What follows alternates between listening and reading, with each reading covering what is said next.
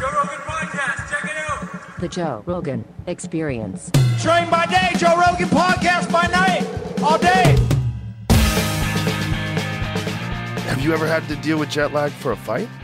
No, not really. I mean, we try to go up like early. That's why. So the first 2 days is whatever, but then after that we all good. Where's the furthest that you had to fly to fight? I think so. Abu Dhabi, Fight Island. And so how long does that take to adjust? Brother, that one was weird because then you remember they had us fighting at weird times, like so we had to change. We had to sleep during the day and then train during the night. Like I remember going to sleep around like 8 or 9 o'clock a.m. Whoa. Yeah, because we was fighting like around that time, like early in the morning. So it was just that was insane. So you had to get your body acclimated to that. Acclimated, yep. Whew. That's got to play a factor, right? Like if you live in Abu Dhabi, that would be a big advantage. Oh, for sure, for sure. I mean, did you not just see the July card that just got announced in UK? 3 a.m., brother. Yeah, that's crazy. Is the main card start? So they're saying whoever's main headline is fighting at 6 a.m. That's crazy. That's insane, bro. You know how drunk that audience is going to be. Brother, you see. Great. I saw, you know what is funny? I saw a clip, a meme of a video of like a UK fan. He's like living in the UK. He was like, he watched our fight. Our fight just got done. Mine and Justin, he played our clip. And then he was like, great, now I can start my morning. He opens the door. It's light out and stuff. I'm like, holy shit. That's funny. Yeah, they have to deal with different. I mean, it's funny. The American pay-per-view time schedule just trumps everything. Oh, yeah. I mean, crazy. I guess we're the ones who buy it the most. I wonder what the numbers are in the rest of the world. I think UK is another hot spot, right? And UK big. Mm-hmm. Yeah, I mean, it's pretty big.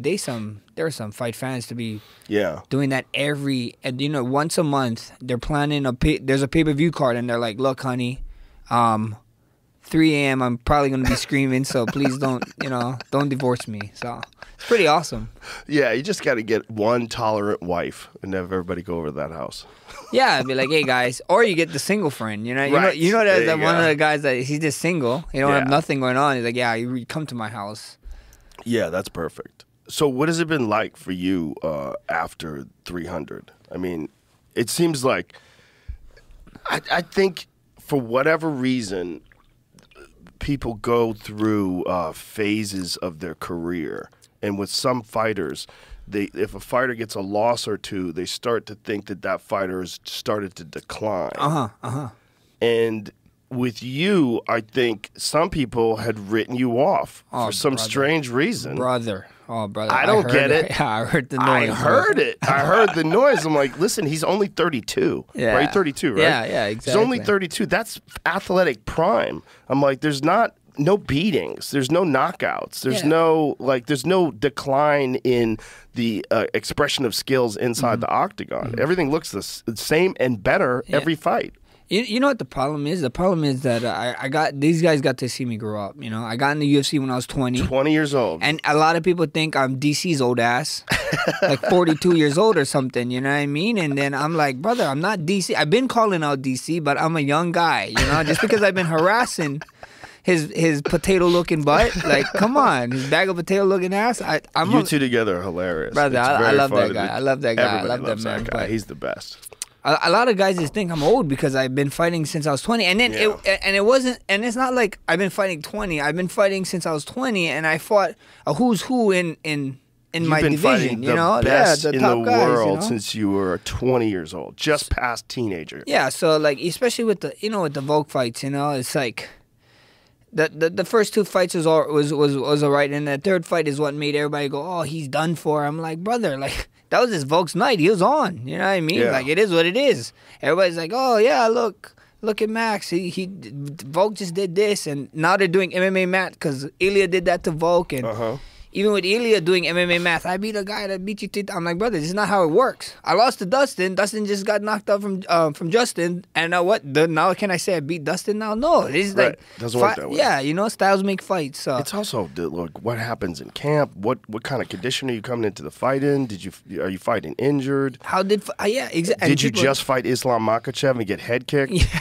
I mean, that's a big factor, man. Brother, that was crazy. You know, a lot of people was giving me a shit when, because Islam talked about our fight, about me and Justin saying it was useless fight or whatever, and I'm like, bro, like if you took the fight in February when like you should have because you came out clean, I think so. Justin would have fought you, you know. But like, how the hell is someone that you just knocked? Like that was a scary knockout, brother. Like that was a scary ass knockout. And then that guy turning around in a couple months, like bro, you're not even supposed to get hit for that long, right? And then now you're doing a camp. Even if you're okay, say you do a camp, you don't spar a camp, right? But then you still training hard or whatever, and like maybe you just accidentally fall over, bump your head on something, you know, or like you're scratching your head, you know, or you're screaming or something because you're stressing out, you know. I'm like, I don't know what could happen, but. With, you have to have a long time. Yeah, chilling. I mean, look at Justin. I just saw Justin finally doing interviews after this fight, and he just said, like, I'm not doing nothing for 6 months. Like, nothing. And I'm like, bro, that's smart, you know? When Marquez knocked out Manny Pacquiao, Freddie Roach made him wait a year. 1 year? 1 year. That's crazy. So you got to really heal up. That was a bad knockout. Bro, you only got... I remember it was you that talked about it, like that talked about our brain. This is like long time ago when you're talking about the cotton candy thing in your brain and how it's how once that disappear, you don't that shit don't grow back, right? Exactly. And I remember watching that was a long time ago. I didn't even know how many years that was ago, and that really meant a lot. And everybody keep telling me like, "Oh, Max, you get hit so much and blah blah blah this and that." I'm like, "Yeah, okay, in the fight, you might see me get hit, but I'm not sparring." You know, like, I'm not sparring. I'm being sparring. This Justin Gaethje one, brother, I was going to the gates of hell. We had to bring back sparring. You know what I mean? Like, I was ready to be a crash dummy against... I told my coaches, look, this is a man that is very dangerous. We need to get in. We need to get it into the thick of it and get it done. So we bring back sparring for this one, but it still wasn't... That's very wise of you It still wasn't crazy, you know? It wasn't crazy. Like, we had our hard days far outside of camp. Like, outside of camp, and it was close. And then we kind of toned it down, but... Getting ready for a Justin Gaethje, you had to, but then with your brain health, you need to protect your brain. You know what I mean? Like there's so much movies like on concussions and the movie Concussion, and we have so much information now about the brain and how you can help yourself and how you can mentally and physically help yourself get better and help the brain out. So why not use that? You know, a lot of people call me crazy. A lot of people, I keep hearing the talk about. His chin gotta go this time. His chin, like, when the hell is my chin? My chin was supposed to go the last 20 fights. You know what I mean? Like, what are you guys talking about? You know? Yeah, it's ridiculous. Someone either has a good chin or they don't have a good chin. Yeah. But you're not getting hit clean a lot. One of the things that you do a lot is you roll with shots. You're very good at rolling with shots. When you're getting hit, and I see you turning your face.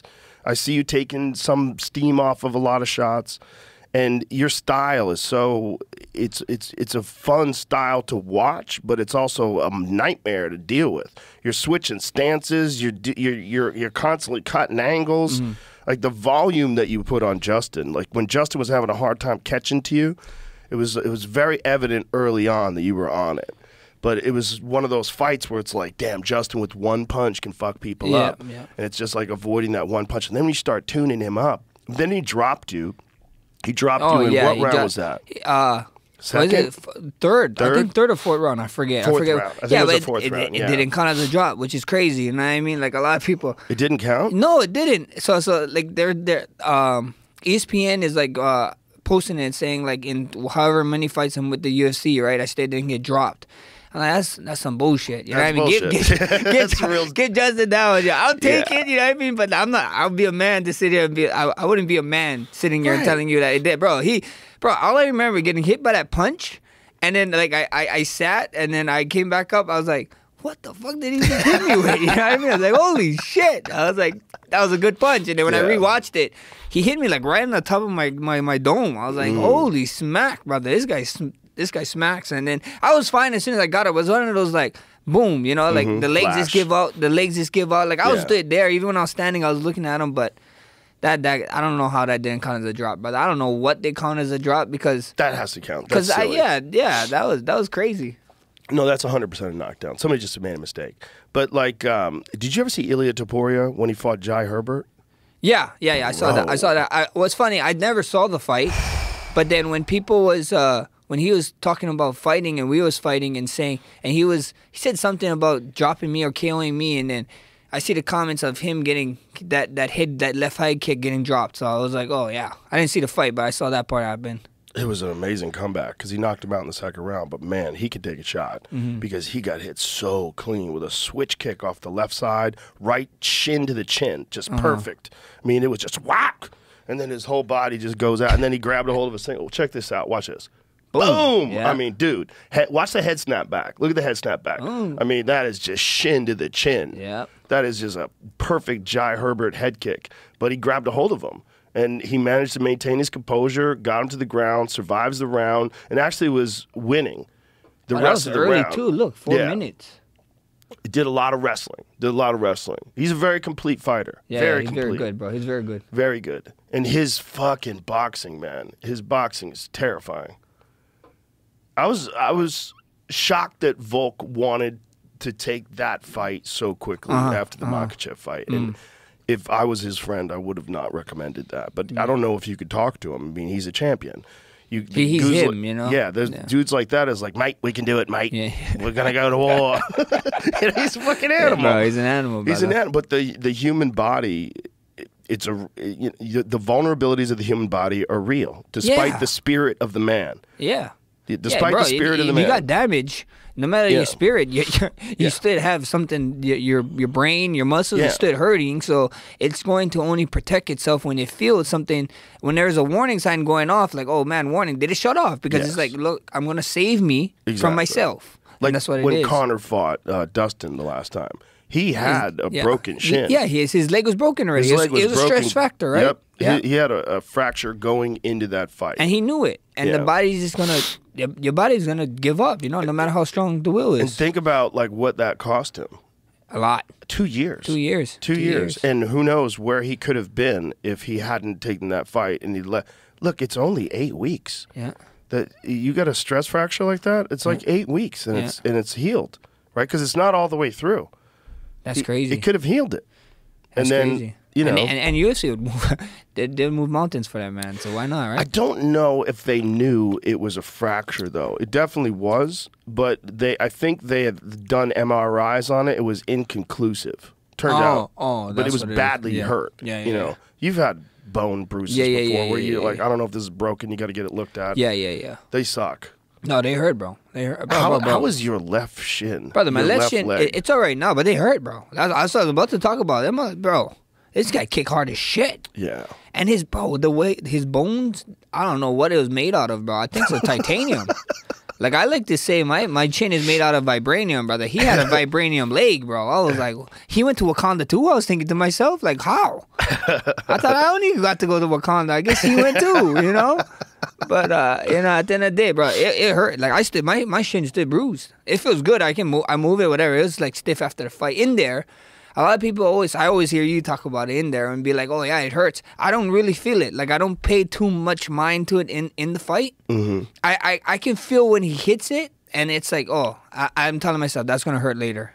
But you got 25 minutes, you know. We got to stay in here, you know. And that's what's interesting is it doesn't seem to compromise your movement that much. It depends entirely upon the person. Like, some people get calf kicked once real hard, and it swells up, and you see immediately they're walking fucked up, and then they're trying to switch southpaw. Yeah, they're trying to switch stances. Yeah. But you don't seem to have as much of a problem with it. Yeah, it wasn't really a problem. I know it hurts. I know it was going to be hurt after the fight, but then even that, like, switching stances is the most craziest thing to me. While after getting, like, completely landed nicely there, because if I switch stances, he screwed up 2 of my legs. What I'm going to do? Crawl over to him? Right. You know what I mean? I'd rather have 1 leg than 2 legs messed up. You know. So and again, though, I think that's you. I think you're particularly durable. Because some guys, like, you've seen what happens with Pereira. He kicks you a couple of times in that leg, and that leg's fucked up, man. Messed up, everybody. Bro. Even Jan Blachowicz, who's made out of rocks. Yeah. Jan's, like, his bones are made out of stone. Remember when he was going with Ankalaev? He went shin to shin with him? Yeah. He was just cracking shins with him and fucking his leg up. Yeah, and then a guy like, bro, did you see that picture of me and Alex? Did you guys see the picture of me and Alex? They face swapped them? No. They put my face on Alex Pereira. Try to look it up, brother. He looked like Thanos, bro.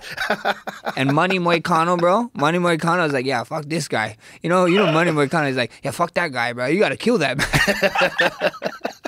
Manny Moicano is the funniest guy, bro. So I love funny, that guy, man. brother. He's He so was like, funny. I saw on Twitter, he was like, yeah, people asking me to fight Max because he's 9 and I'm 10 or something, or 8 and 9 or something like that. Are you fucking crazy? He's like, I'll fight him if we have one rule, no punching. I love Manny Moicano, bro. He's a funny man. dude. Man, he almost lost that Jalen Turner fight. That was Brother. crazy. What happened there? Jalen Turner tried to look cool and get a walk-off KO, and it didn't happen. It didn't happen. You can't do that. You got to follow up. That was the fight. Like, if he beat Moicano, man, and Jalen had him. Yeah. He had him. I was at the hotel room still watching that fight. We was watching it, and yeah, I was tripping out. And you know what's funny? As soon as that happened, I was like, I told my coach, I was like, you know, it'd be funny if Manny Moicano comes out and rear nakeds him the next round, and he finishes him the next round. I was like, damn. I was like, whoa. It wasn't funny, but it was like, damn, that's amazing. Well, Jalen is so long. He's so dangerous too. His knockout power, like at length, he catches guys on the end of shots. You can't even come close to him, and he's cracking you. And he's got nasty power. And you know that Moicano dude, he's tough. Bro. He's very tough. The fact that he figured it out, he's like, fuck all this standing. I'm gonna grab that dude and drag him to the ground. Smart, bro. Smart. Yeah. It was a IQ. great fight. That's fight IQ, bro. What a card that was. Oh, brother! From the first one, bro. I had family and friends that came to the fight, and they went to the first fight. Cody Garbrandt and you had Davison to. Figueiredo. You had to, bro. You had to. Imagine you got 2 former world champions going at it in the first fight. Yeah, that's insane, brother. And 2 guys that are still awesome. And it was fighting. Oh, it was a fight, bro. It was a really good fight. Yeah. How crazy was it when he went for the handstand kick? Imagine he landed that kick on Stuff's face when Stuff went for the handstand and then he just went for a regular leg kick. Yeah. And almost kicked him in the head. That was crazy. Yeah, those cartwheel kicks are ridiculous. Crazy. You gotta set him up, brother. You can't be just throwing them freely like that, you know? Well, Justin tried rolling thunder on you in the last round, right? I knew he was gonna try it. I knew it. That's what Justin's known for, you know? So I knew he was gonna do it. We knew he was gonna do a couple stuff. We knew power punches, leg kicks. I was thinking if we got later in the rounds or if he was getting comfortable, he's going to try and do the rolling thunder kick. So we was ready for it, you know. He's got this weird ability to kick your legs like in a clinch. Close, bro. Yeah, I heard you talking about how his hip is so flexible that he can just kick. Bro, it was almost like, you know what it reminded me? It wasn't a high kick, of course, but you know what his leg kick reminded me of? It reminded me of Yair's high kick. Like, me and Yair could be nose to nose and a fucking kick comes up. I'm like, holy shit. Like, he did it to me one time. Yeah. And I was like, what? Like, why are you guys so flexible? And then even, like, with Justin, with his leg kick, bro, like, some of them, even his angles that he take on his kick, I'm like, you're not hitting me with this. And it cracks me, his whole shin across my knee. I'm like, what is going on? How are you landing this? It's like, his angles is weird, bro. He has some weird angles for sure. Well, he's very unique in a lot of ways. It's a very unique style, very unique mentality. He's a unique guy, but the leg kicks in the clinch when he was was it still PFL back then? It was PFL. I know which one you were talking about. The one that he was in the clinch and he was in the clinch, leg kicking and full power. I think leg kicks. he TKO'd that guy. Oh, he TKO'd that guy. With leg it's kicks. horrible to watch because you're dealing with the clinch. And you're thinking, oh, we're just clinching here. And he's just killing your leg. He's like, we're not no clinching one here. can. Yeah. Like no one can. I don't know anybody else who kicks the legs from the clinch like Justin Gaethje does. Full power clinch. You know how you do that heel kick? That's what people do. They usually grab that heel and they hit it, whatever. Yeah. But like this guy is like straight Jose Aldo running leg kick into you in the clinch. Right? You know, it's insane. But think about all the guys you fought, Max. I mean, you have fought the best of the best. You fought everybody. Except Makhachev, there's like everybody of your era you fought.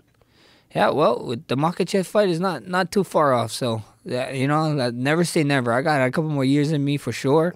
What do you think, like, if you had to plan it out? Okay, so here we got Poirier and Makhachev are fighting. They're fighting next, and that's going to be, what is that, New Jersey? New Jersey. So let's say Makhachev wins. If Makhachev wins, well, even if Poirier wins, Hey, bro, if Poirier you wins, and that'd be a fun Poirier, fight. it's a great rematch. We have history, you know, Yes. especially at 55.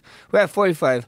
and make it a double belt. Brother, I would love that, brother. The double belt. Yeah, that'd be crazy. The double belt. The double belt. That'd be First crazy. time ever. That'd be crazy. BMF and the lightweight title on the line. That'd be crazy. Wow, that would be wild. But even if whoever wins. But then I really like. No, here's the thing. At 55, you look fantastic. You look bigger. You look stronger. I'm sure it felt better. Like you didn't have to it felt good, bro. lose all that weight. Cut, bro. The cut was a cut. Don't get me wrong, but it was beautiful, brother. I was eating sushi all week. Yeah. Eating more. I eat sushi when I go to 45 too, but I was eating more sushi all week, bro. I was loving it. Do you think that that's better for you?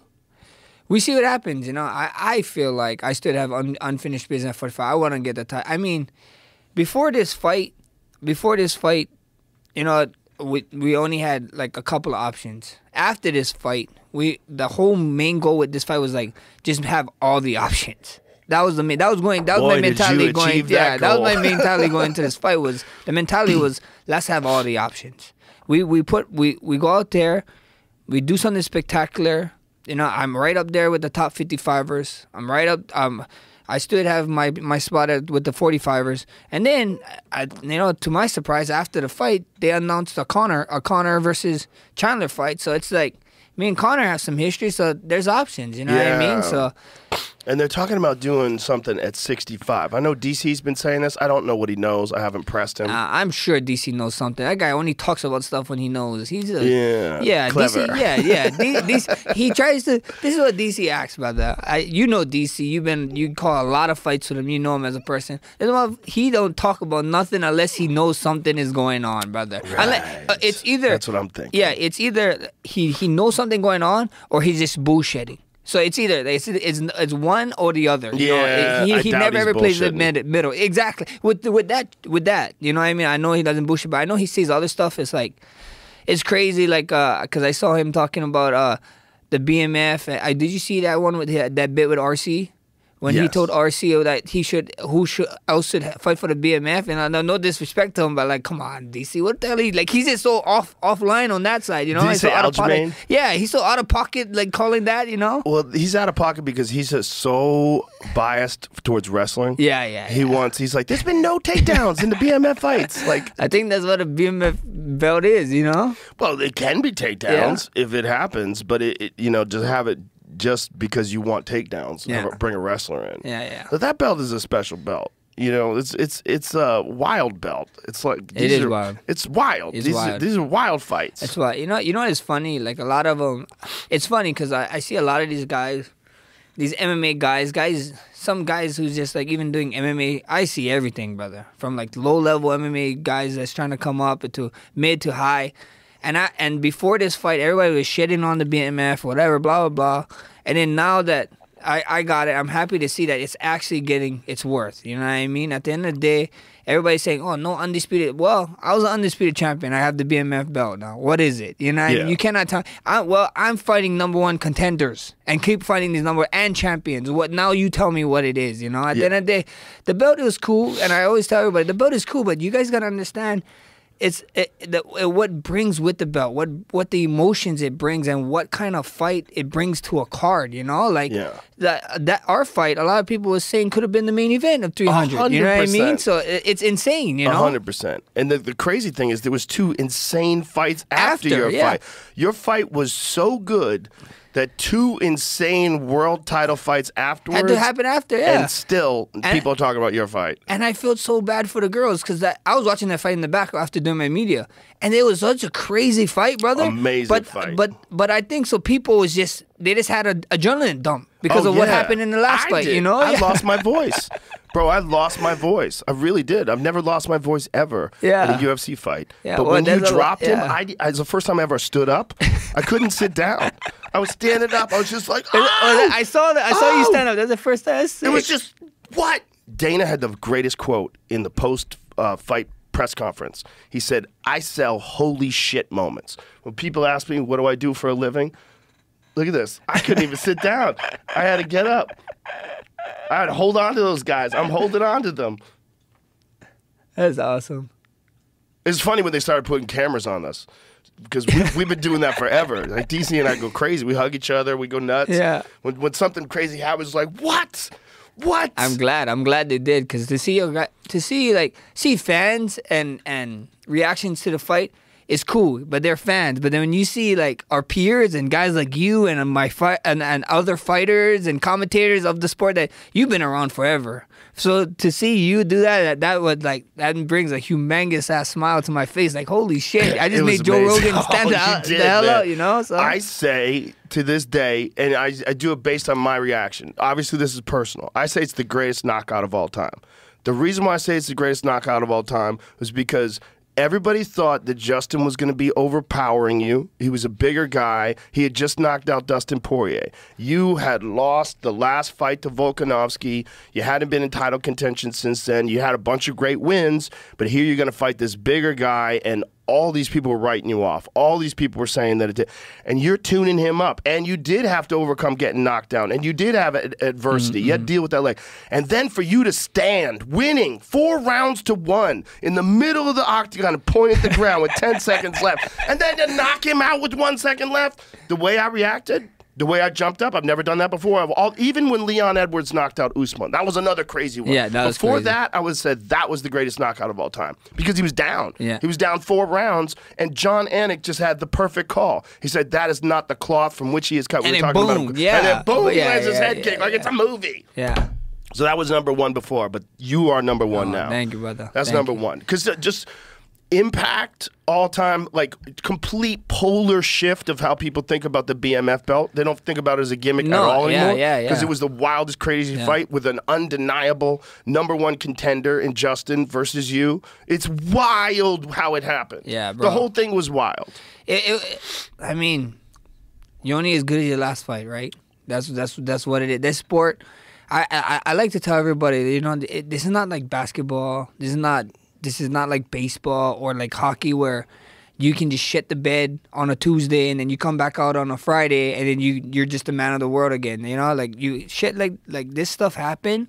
You have a bad fight like with Alex, that fight don't get erased off until I have something great. And even if you have a good fight, you know what I mean? Like I had a good fight with Arnold, but they still like, Alex did that. Right. And then I did it with Korean Zombie, and then I had a knockout over Korean Zombie, and then they're like, yeah, but Korean is old and blah, blah, blah. And then finally, now with this Justin, now everybody forgets. You know, like it takes us a while to make them forget about your last fight, you know? So it was amazing, bro. You know, like to see everybody go crazy. Like in my mind, like a lot of people ask me, what's going through your mind when you're doing that? You're up 4-1. I'm like, brother, that was in my mind the whole time. I'm like, bro, we went to 10 seconds. I was like, I remember I remember it being a minute. I remember my coach yelling, "A minute, Max, stay clean."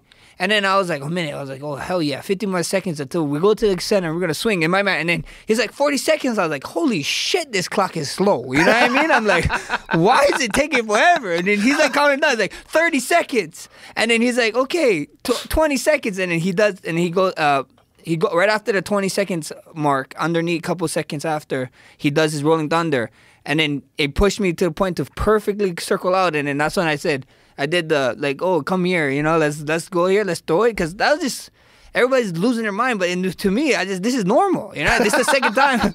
This is the second time I did it, you know. Yeah. Of course, the second time I'm doing it, I heard you guys say, the first time was with Ricardo, but this ain't no Justin Gaethje, you know. Right. But, you know, why not? Why not? If he was going to put me out, then so be it, you know. Live by the sword. Well, it was a wild ending to the fight. There's a Rolling Thunder. Damn, that was a nice Rolling Thunder, too. That was nice. It was close.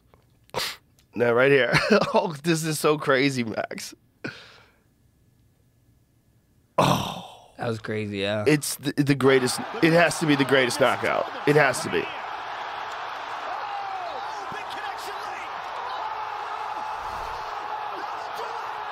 And then you flexing, walking around.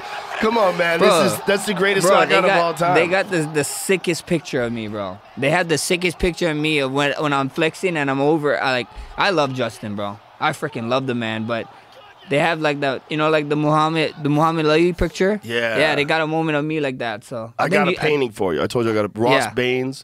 He's an amazing artist. He made an incredible painting, and it's on the way. I had someone go back to my house, go grab it. Sick. It's on the way. But yeah, that was a wild moment, man. It just complete shift of what people care about in upcoming fights. Like, you are the fucking man now. Like, whatever next pay-per-view you're in, holy shit, that's gonna be big. Bro, and if it's you and Makhachev, or if it's you and Ilya would be crazy. Brother, so much Woo! fun. So much fun, brother. I know. Is that Spain? Is that 305? When is there going to be a UFC? Perth is 305, right? I don't think they're gonna go Spain this year. I don't think they can. I think so. Dana White said it in the 300 conference, after fight conference. He said that we're going with Spain. It just takes a time because you got to book something, and it's like going to be like a year and out. So. Good. That fight should be in Vegas. Vegas. Yeah. Let's go Vegas. Yeah. I hope Vegas or Madison Square Garden. Yeah. Or Vegas Allegiant Stadium. Oh. 66,000, brother. That's what it is. You was there 300 night, bro? Did you not see all the Hawaiian flags? They were everywhere, bro. That is the 9th island, brother. Give me. You cannot. We can't go to UFC Hawaii. Give me Allegiant Stadium and let's go crazy there. Oh my god.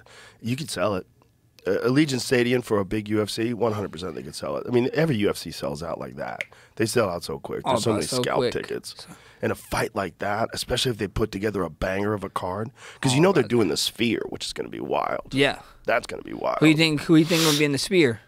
That's a good question, right? Because it's Mexican Independence Day. Yeah, I feel like it's September or something. Yes, it's September. Yeah, well, so I don't think they have it set up like who. Yeah, Mexicans like to count me as their own, so I might even be in the Sphere. Who knows? They count you? Yeah. For your style? Yeah, yes, sir. Man. Fuck yeah. Yeah. Fuck. What a crazy night, Max. What a crazy night.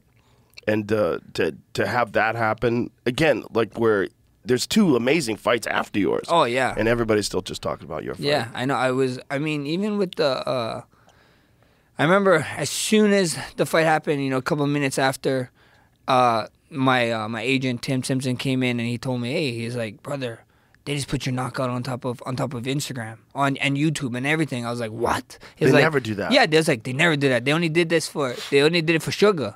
And I was like, what? This is crazy. So we saw, I thought it was lying, and they saw it was there. 3 different angles, and I reposted it. Yeah. I was like, if UFC's posting this, I'm posting this shit too. Like, this is the craziest knockout of all time. Bro, the craziest angle is the one when they pause me and then they do a 360 view and then they play it again. I'm like, bro, that's insane, bro. Yeah. What does it feel like when it's all over? Does it feel like a dream? Like, what does it feel like when it's over? Brother, I'm still getting used to it. I don't even know. I feel normal. Life stood normal, but like brother, walking down 6th Street last night to get my dinner, I was getting harassed. Like not harassed, like nicely harassed, but like people like like I always get noticed, but like these guys, like it's out and about way more, and so it's just amazing, bro. Even like guys who don't even look like they watch fighting, grandmas and grandpas at airports, like, hey, you're the guy. Yeah, I'm like, yeah, I'm the guy. Well, that clip got so viral too. That clip was so viral. It was everywhere. It was TikTok and YouTube. It was everywhere. Yeah, bro. We one of my other agent on our team, Daniel, he did like he's like a numbers guy or whatever, and the Google search on me was like crazy, bro. I think so. It was in like the billions. Like after the fight, it was insane. It was something stupid. I was like, oh wow, I didn't even know you could look that up. I told him. Yeah, that's what makes it very interesting for your next fight, because your next fight is going to be huge. It's going to be huge. Like, you're a fucking bona fide superstar now. Like, your next fight's going to be nuts. Can't wait, bro. Can't wait. I don't know who it is, who it was, what the UFC want to do, but like you said, that option, bro. In this game, you're all about options. There's so many options. Yeah. And there's so many options in your area, too, right? Like, Sugar has been talking about fighting Topuria at 45. Well, if Sugar's willing to fight Topuria at 45, he's willing to fight Max at 45, right? Yeah, that gets fun. Crazy. There's crazy matchups all over the place. In a perfect world, you ask me, in a perfect world, you know what I mean? Yeah. In a perfect world, if I could have it my way, I'd be stupid to not say to fight Conor. I think that Conor fight would be huge, whatever, but we don't know what he's going to do. So, like, if that's out, in a perfect world to me, it would be fight Ilya, 45 title, get my hand raised, and whoever's the next guy up at 55, fight them. Try and go for double champ status, whatever it is, or even street belts. You know, like 45, the BMF, and then put the BMF and the 55 against whoever at 55, and that'd be surreal. You know, I think that'd be crazy. Well, there's crazy another steps. option too. If they really do this Conor 165 title, there's an option of you being a 3 champ. That'd be insane. If they did the 165, it'd be fun. That would be fun. You wouldn't have to cut any weight. Oh no, you could eat sushi every day. No, I would eat sushi. I would eat sushi way in there. So I would eat on the scale. What is your walk around weight? Like, what's right now? Me right now, I walk around like before I used to get to a big boy, but now I walk around like 70, 75. Nothing crazy. Oh, that's not too crazy. Yeah, nothing crazy. Nothing crazy. I was in there against. They make us check our weight now. And I was only 172 when we went in against Gaethje. When you were fighting at featherweight, what did you weigh in when you fought? I'd be around like 65. I'd get up high 60s, maybe 68 at the highest. So did you? I know you did a lot of strength and conditioning. Your YouTube channel is great, by the way. Oh, thank you, brother. And it's really cool how you document pretty much everything. You're showing all your training, all the Yes, different sir. stuff. So you did a lot of strength and conditioning. We did a lot of strength. We did a lot of strength. So a lot of people was talking about matching Gaethje's strength. And our team didn't want to. We wanted to be strong, but we still wanted to be fast. We knew we was faster than Gaethje. So our main focus, everybody thought it was strength and getting big to be strong and to, of course, endure his strikes, you know. But the main thing that we wanted to focus on was speed. Like I knew I could outgun him, and in the fit round when we really hurt him, I outgunned him with speed. You know, I hit him with like five hits, and the one that you don't see hurt you the most. You know, and the last right hand in that little combination early in the fit round is what hurt him the most. You know, made him like I stunned him a little bit. So we're just working on speed, brother. You know, like we had 12 weeks. You really can't. I wasn't willing to put strength to give up conditioning. So I was like, I'm gonna be speed and condition, and that's the way I fight. You know, if you go look at it, a lot of people is looking at stats for mine and his fight about like how much he throws in strikes and how much I throw in strikes, how much he gets hit, which was less than how much I get hit, and I was like, brother, that cannot be right. And then the stats is, you know, and I'm like, no way. And then when you look at the stats, this guy had 12 fights and I had like 20 plus fights in the UFC. That's what come our stats is so close to each other, because I have so much more fights than his. And then even that, I had a lot of time in the octagon, and he just didn't, because he would knock guys out. You know what I mean? He had that beautiful power. So, you know, at the end of the day, like, you know, some of the numbers that these guys is putting out there, I was like, brother, you guys need to do you guys' homework. You know, you need, stop looking at the surface level, like start digging deep into it. Yeah. When it was interesting what you just said about strength and conditioning. You're not willing to give up conditioning for strength. So how do you approach that? Like when you made a decision to go to 55. So the Poirier fight, you go to 55, but you did it on pretty short notice, right? Yeah. We had like. So the way we train is I always take 2 weeks off before the fight. So it was like 6 weeks, and then so we actually had 4 weeks to train for him. And I was like, I mean, pull up the picture of Poirier punching me in my face. There's a famous picture of Poirier punching me in my face. I look explain fat. that. When you said you take 2 weeks off before the fight, what do you mean? So like strength and conditioning. So I don't do no strength and conditioning like the week before the fight. Like maybe we do like a little lift, whatever, but it's just something you maintain. Like, because you can't get faster or stronger 2 weeks before a fight, or even the week, right? So even with cardio, it's not gonna. Anything I do the week before the fight is not gonna help me, and anything I do the week of the fight is not gonna help me. All the hard work is done, right? And that's what these guys. Yeah, look how fat I was. Look at that top right one. That top right one right there. Look how fat I was. Yeah, look at that. Yeah, that's muffin top Max, brother. So you just and he zooms in. Wow, wow, you're an asshole, huh? So you only had 4 weeks, and there's no way you could put on that amount of muscle in 4 weeks, or anything, you know. And I was like, and I didn't have my beautiful wife at the time, so you know, eating meals was crazy before. I ate out every night. I was terrible. Now she cooks me. Now she keeps me clean. So it is what it is, you know. I hate using excuses, because you know, Dustin, I came out there and fought hard, and we fought hard, and I ain't taking nothing away from Dustin. So whatever I did was on me, and you know, if that fight, if we get a third one, then that I think it would be a pretty fun one. Oh, it would be amazing. That would be wild. A third fight between you guys would be wild, especially if he beats Islam. If he beats Islam, that'd be crazy. No-brainer. Yeah. That's a no-brainer. How much is the odds on betting on him dropping a gilly? He's going to try. You know, I didn't know that he was referencing William Montgomery, the comedian, when I ain't never going to stop. Oh, bro. That's what he was doing. He was doing William Montgomery from Kill Tony. I didn't know, and I'm friends with William Montgomery. I love that dude. And you're not a good friend, Ninja. What the hell? You know, I felt like a bad friend. But really what it is like when I'm doing an interview after such a crazy fight like that, interviews are complicated. You're like, locked in, bro. I'm trying to get this guy to express himself as much as possible. I'm trying to stay out of the way, but I'm also trying to ask questions, and so I didn't pick up on it. Yeah. Plus, I was like, no way. Yeah, you're locked in, bro. You're locked in. But Tony texted me. He goes, did he just quote William Montgomery? I'm like, no way, really? Is that what that was? And then Willie texted you, fuck you. Right? No, they had been going back and forth. Dustin told him he was going to say it in his Oh, post for fight. real? Yeah. They've been DMing each other. Oh, that's awesome. Yeah, it's bro, hilarious. Dustin's the man, bro. Yeah. With this beautiful uppercut. Now, he had been pressuring you. There had been moments in the fight where you chose to jump to guard and try to grab a guillotine. Yeah, I'll do it, and I'll never stop doing it.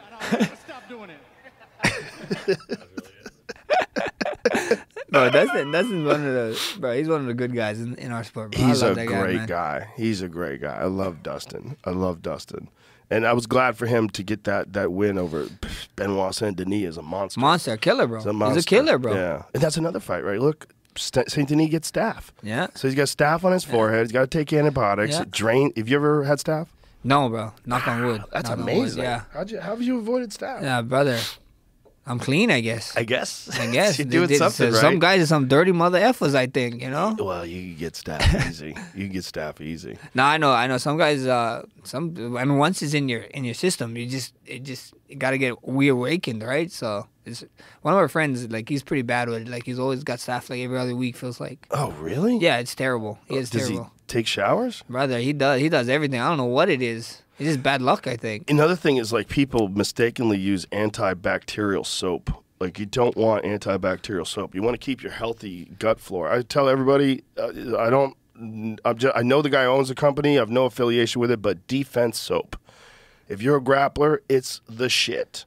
Defense Soap is all natural. It's like tea tree oil, eucalyptus oil, and he has all kinds of products. Everything from stuff to clean, like wipes, if you can't like get to a shower quick enough, if you're training in a place that's kind of dingy and doesn't have a shower, they have wipes until you get home. They have soaps and ointments. That's the most crazy thing, bro, right? When people I see people we train, and then we have a shower at the gym, and some of them just change their clothes and I gotta go. I was like, what the hell? Did you shower? I said, no, I gotta leave. I was like, the hell? No way, I live 45 minutes. Some of them live maybe 15 minutes. Yeah. But 15 minutes is enough for a ringworm or something to fucking wake up, So it's like, brother, just jump in there and get a rinse off. Yeah, I've had ringworm. I've had staph twice. I've had ringworm a couple of times. It's annoying.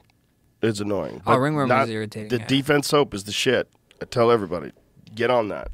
And it doesn't mess up because it's all natural. It's like tea tree oil and eucalyptus oil and smells good, but it doesn't fuck up your skin flora.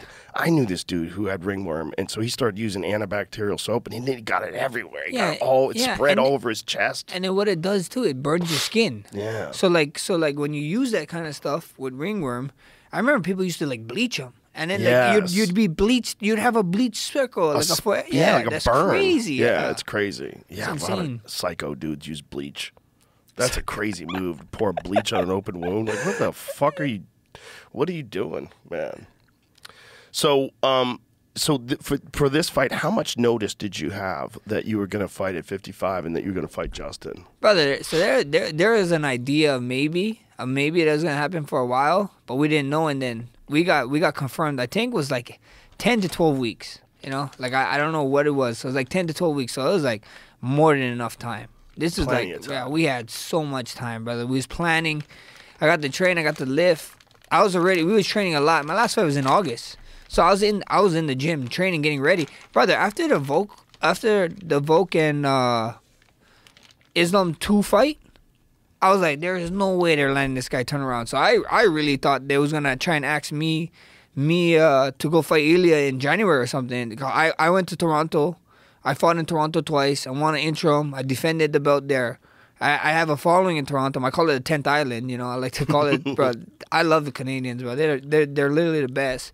So I was thinking, like, man, we're gonna get caught. You know, like there's no way that he's gonna fight, and then he did. They just moved it from January to February. They put the other card, whatever. They switched it around. So I was already training, and then yeah. I couldn't tell you when, but I knew we had at least 12 weeks. At least 12 weeks. When did you know that it was going to be 55, and when did you know it was going to be for the BMF belt? That was 12 weeks. 12 weeks. So 12 weeks. Had you already had a plan to put weight on? Do you already had a plan, like strength and conditioning plan? And for sure. As soon as the talks of maybe we might even fight Gaethje at all was like, we just gotta. Our plan was what I said was like, we gotta put on size to endure damage, but then let's not lose this speed. That was my head coach, Darren Yap, a tactical straight, the best strength and conditioning in all of Hawaii. And if somebody got a problem, then they can meet me somewhere, anywhere, you know. but you know, all jokes aside, he's the man, bro, and he's the one that was like, yeah, you know, like I look, I know you want to get strong, Max. He's the one that came up with it. He's like, I know you want to get stronger, but we still need your speed, bro. We still need your speed. And we got to outwork this guy. You know, like, he always weaponized my cardio. He was like, brother, whoever we fight, you're going to outwork him. So let's just get your speed up, stay fast, get a little bit bigger without being too much to get to he was the main one. He's like, I don't want to give up strength.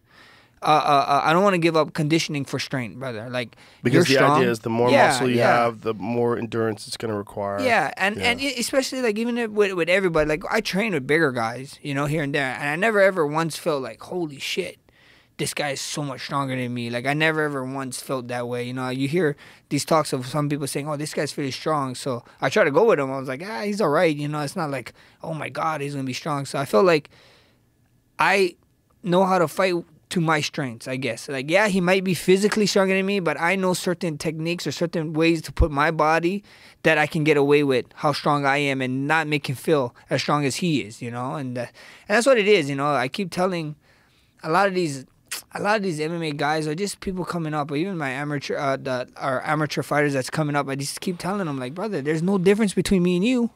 The only difference is my experience. You know, like even with UFC fighters, you know, like the only difference between top 15 and top 10 is experience and their mindset. You know, top 10 to 5, experience, mindset.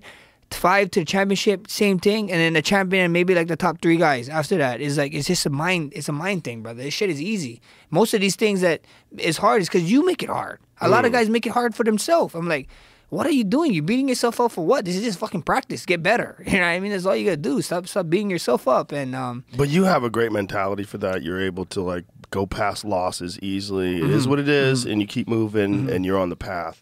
But for some people, it's like tough. Losses are devastating because their whole identity is based on success. Yeah. And if they don't get success, then they feel like they're a loser. But even with that, the whole identity thing, that's what it is. Like, even when like you see guys with retiring from other sports or our sport, like they have that identity crisis because they're so known for one thing, and then that's come I tell them, like, that's come I love doing other stuff. Like, people, bro, oh my God, I stream on Kick now.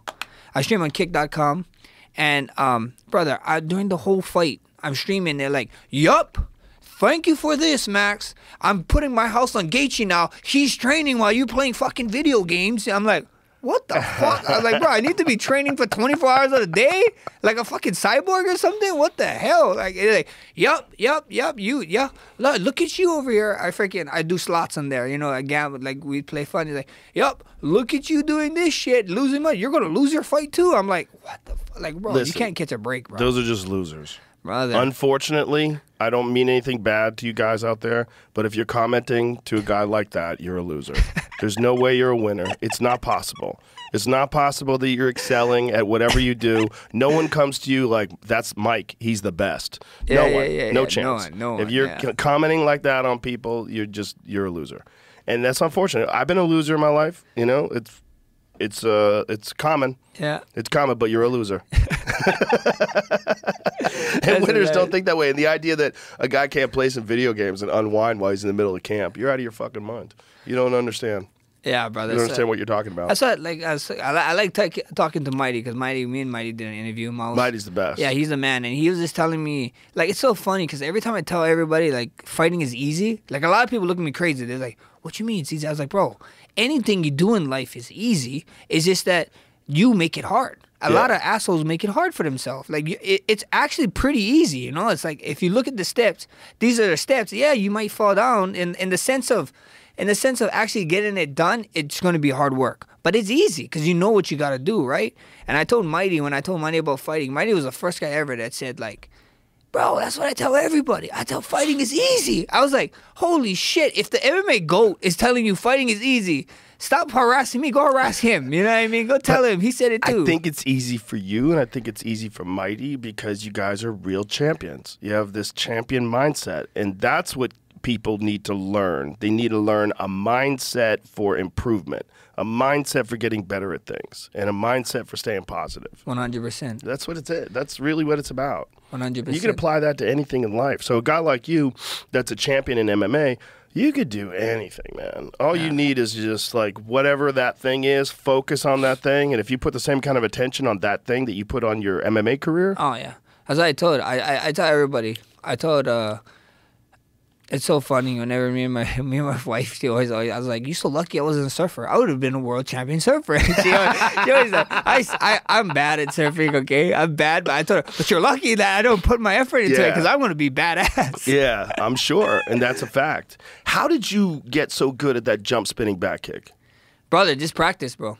Did anybody show you? No, do you remember? Do you remember me telling you it was here? It's a viral clip about me learning strikes in the game. That's one of the strikes. Yeah, that's one of the strikes, brother. I saw the strikes in the game. I was like, Henan Barral threw it nice. I was like, with Dustin Kimura, I told him, brother, we need to do this spinning back kick shit. Yeah, it's just so good, and it's a secret weapon.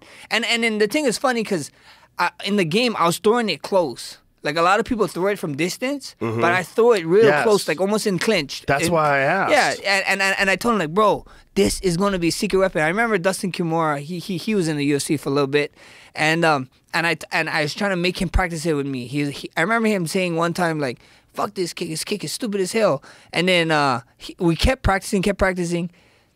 Another guy, a big guy, came down, trained us, and he dropped him when his spinning back kicked, and from the clinch, right? And I was like, well, "What I told you, brother? I told you this fucking kick is a secret weapon." How were you practicing it close up? What's the drill? He would just stand close. I was like, bro, like I'd get my timing from it being a distance first, and then we'd be like a little bit closer and be like, bro, all we gotta focus on is bringing our knee up and then pushing it out at the last second. The main thing was just bringing your knee up and snapping your head around. Snap your head around first, see where you're going to land so you don't kick each other in the freaking groin area because it happened a couple times to me and him. So, but yeah, it was like bringing knee up high, look, and then push it.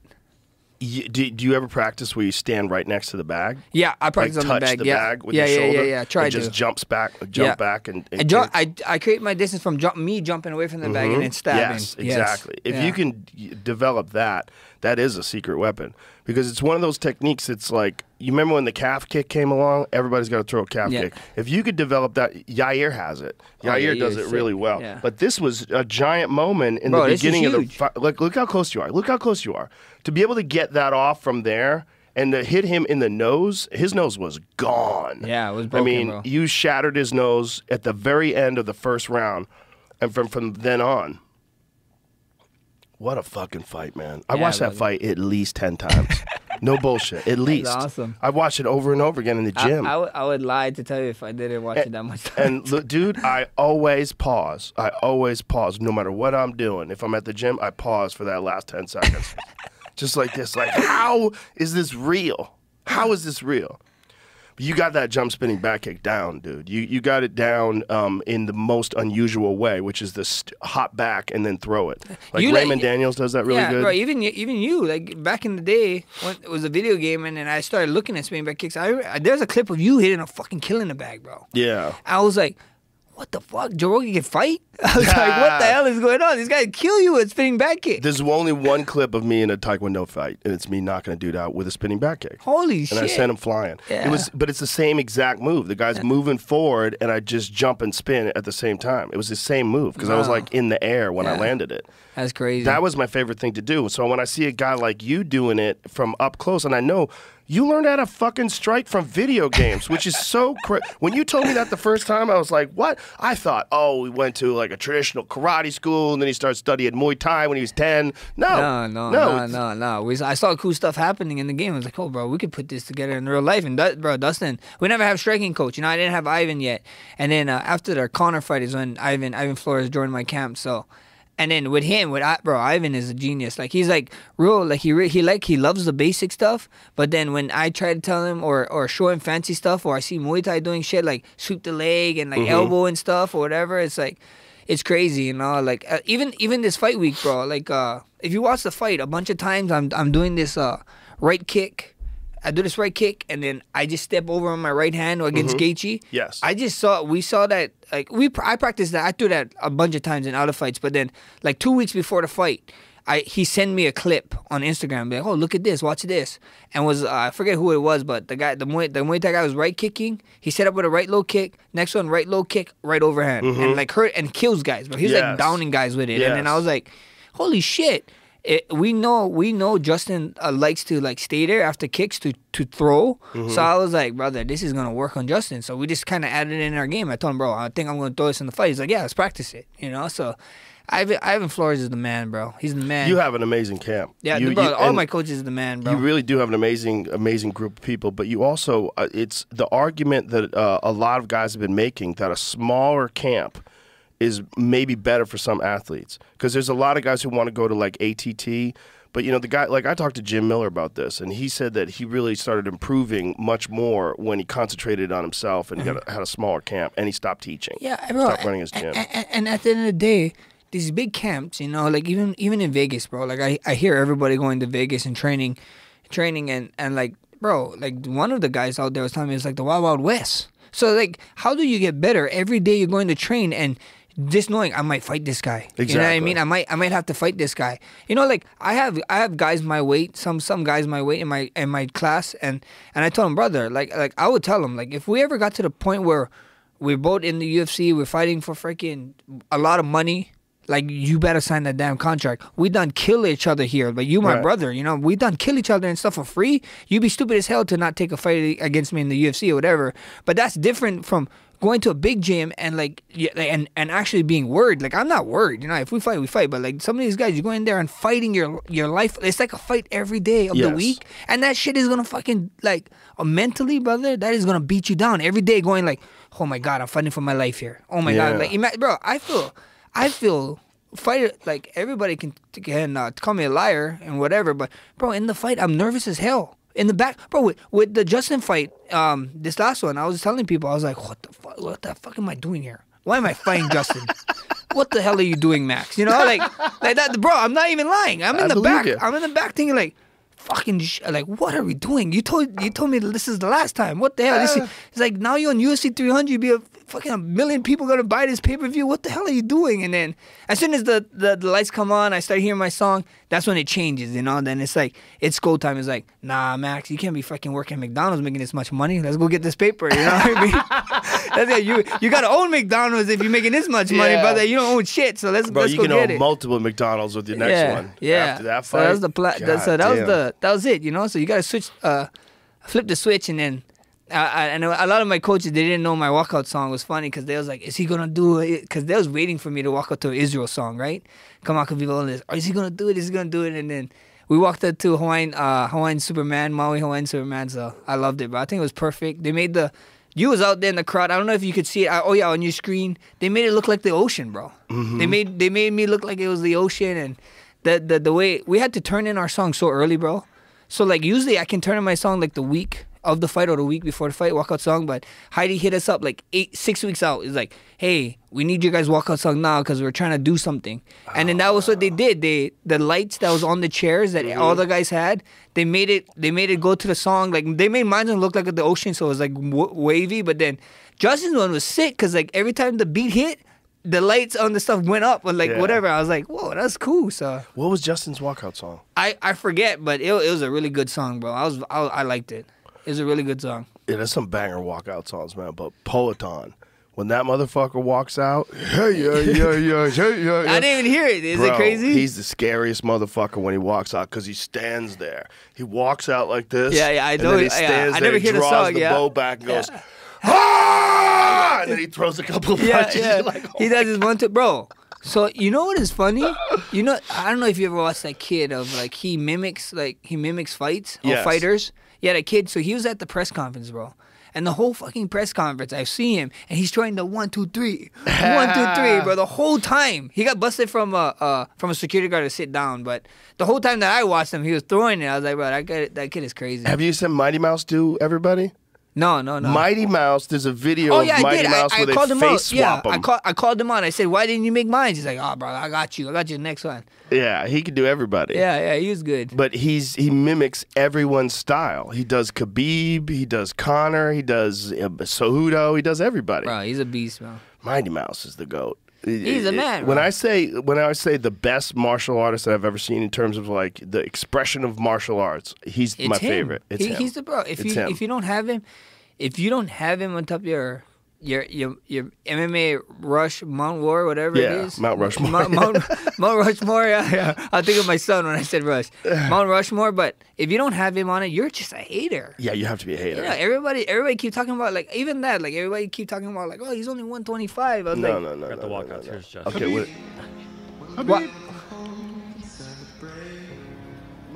See, Wow. it blinks. I don't know who's saying those names. I don't know. If this thing. Oh, what is that? I had this thing going too. Oh, so here's So Mighty. Show the Mighty Mouse one because that's incredible. So here's Mighty Mouse pretending to be Cejudo. Strickland. So they switch about Strickland.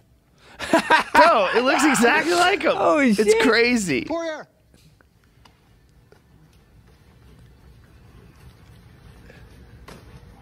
McGregor. McGregor, that is good, bro. Oh my God, it's amazing. Mouse. Mighty Mouse. He does Adesanya too? Yeah. Oh, look at this. Wow. You hear Yuri Prohaska's talking about going down to 85? Is he? Yeah. He apparently didn't cut any weight for that fight. Yeah, yeah. Me and him is managed by the same guy, and that's what I heard too. He's a wild boy. Bro, did you not see that he was outside of UFC 300? Yeah, at 4 o'clock in the morning. Yeah. Outside of UFC 300, T-Mobile. Yeah. Yeah. And the fans are looking scared as hell to go.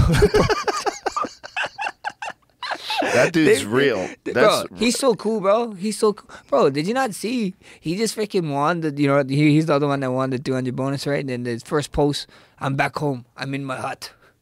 How are we doing, guys? Like, he actually lives in that hut in the forest. Does he really? Yeah. Bro, he works out punching trees. Dude's out there throwing front kicks at trees and shit. The guy is unreal, bro. The guy is unreal, bro. Animal. He's in there because Rakic was putting it on him, man. And he was just melting Rakic. Bro, Just, they some big dudes. So like all fight week, when I went to the PI, Rakic and Heel, and these guys They're some big guys. bro. I'm They're like, holy huge. shit, you guys some big dudes. yeah, they're huge. And Yuri at 185 would be terrifying.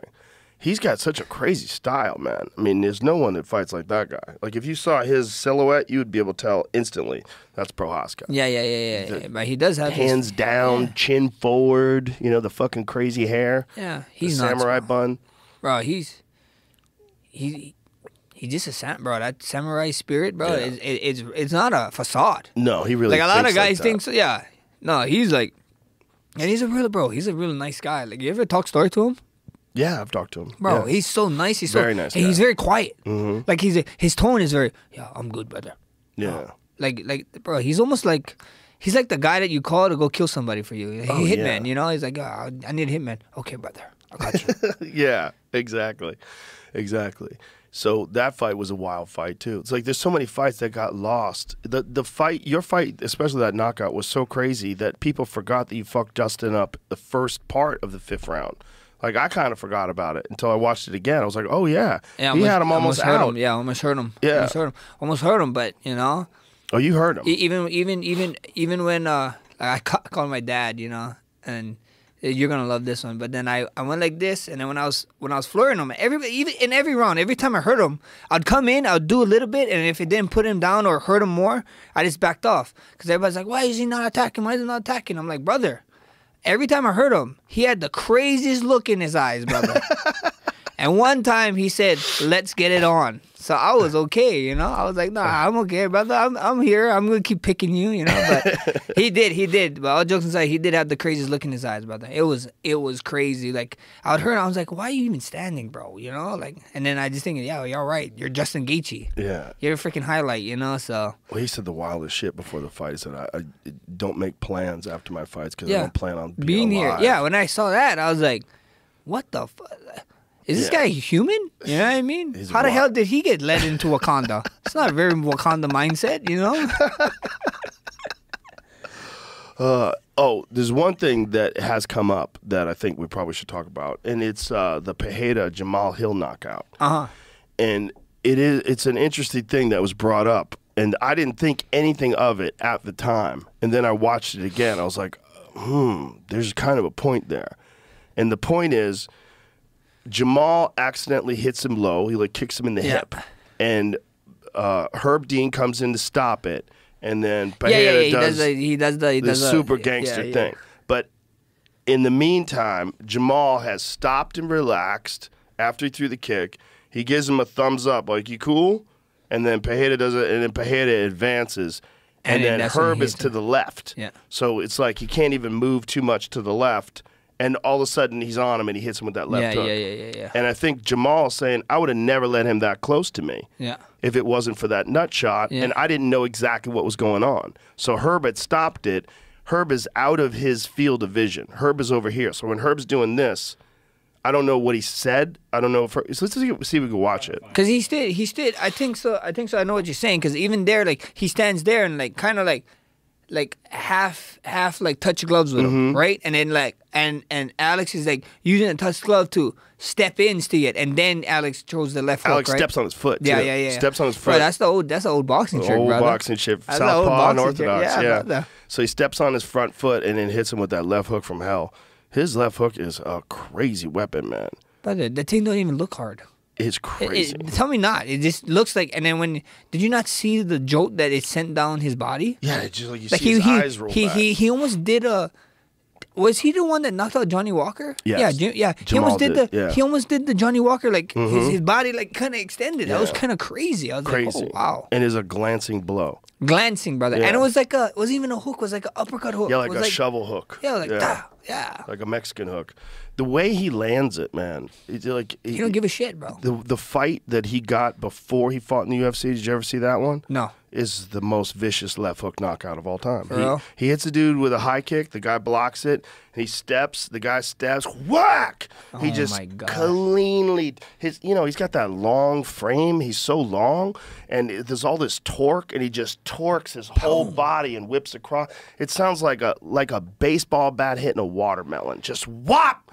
And the dude just drops face plants. How are people just have that kind of power, right? His power is crazy. He punched the machine. I saw 191. How much was your spinning back kick one? Did you kicked I never it, right? kicked it with a spinning back kick. But with a roundhouse kick, I got to 152. That's crazy. But the difference between that and 190 with one punch. Yeah. Here it is. Yeah.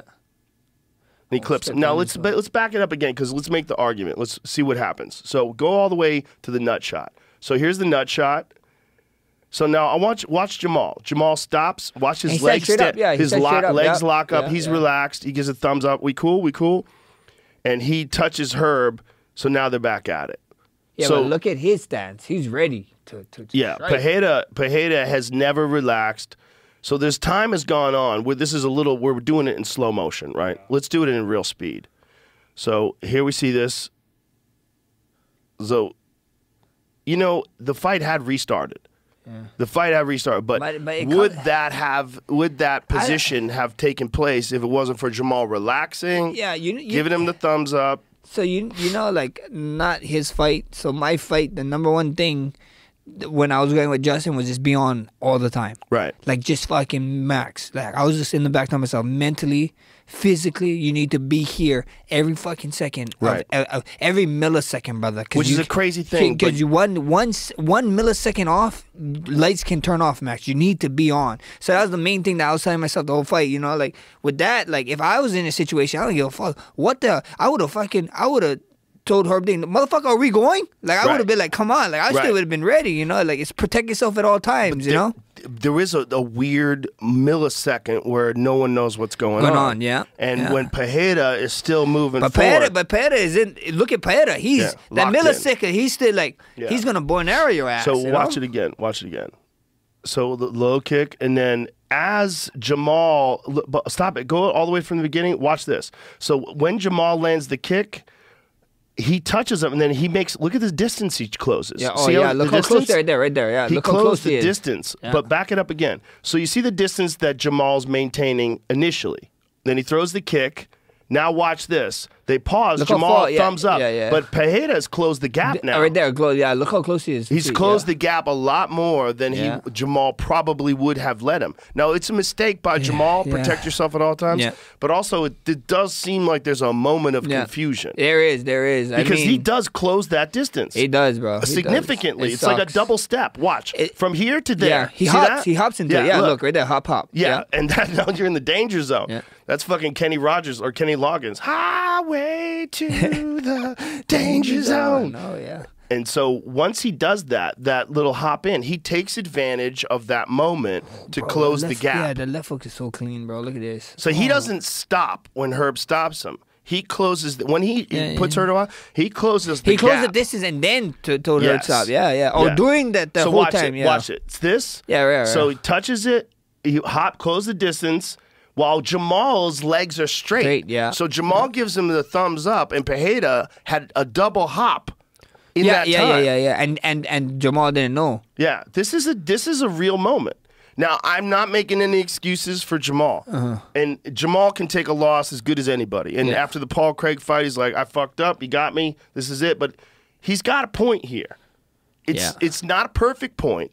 Because they had engaged again. I know what you mean. Pereira had closed that gap to a point where Jamal was not letting him do that early. But then again, like, you know, playing devil advocate, you know, nothing but love for Jamal, but fuck, bro, you need to be locked in there. You need Who to the be fuck locked in. cares? You know, Yes. like you're fighting another dangerous man, a man across you that you know each other. You guys land one good shot, you guys both can put each other away. It's like, I don't know, bro. Because at the end of the day, it's a mistake on his part. Yeah, because it you always is. have to be ready. But then with her, like, it sucks, you know. Like, how much times do we hear a freaking judge or even a ref screwing up the fight? You know what I mean? So it's like you need to, like, anybody, fighters, amateur level, pro level, the best fighters in the world, whatever it is. Don't put it in these guys' hands, man. I mean, it's easier said than done, but don't leave it, you know. Like, it's just tough. Yeah, just be aware, you know. Like, you do have a third man in there. They are supposed to be looking out for you, but how much time do we see where sometimes that's just not the case, or it's just too early, you know? Right. So at the end of the day, fuck, it sucks, but what you gonna do there? You know what I mean? Like, all we're gonna do is we're gonna have this kind of talks and arguments, and he's gonna have arguments and stuff, and nothing's gonna get changed. You But know here's what I the mean? question: like, what is the protocol when a referee steps in and says stop They because should there's a even low? even with him telling him stop, the protocol should have been like, okay, Separate. Okay, whatever. Go back to the middle. Like, you pushed him against the cage, whatever. And we saw you hop. Okay, you want me to stuff? Back up a little bit. Let me go. He needs to still go in the middle of them and be like, okay, fight. Right. You can't be like, get stopped and then you move off to the side. Okay, fight to here, because if what's his name, Jamal couldn't see him, I can understand, like, in his peripherals, like, he's just focused, you know, and then maybe stuff says fight, and I'm just focused on you, like, okay, what's going on, you know? Right. There's definitely an argument that if you're going to do that and you're going to stop a fight momentarily, even if you're going to restart it, you have to understand that the momentum is stopped. Things have changed.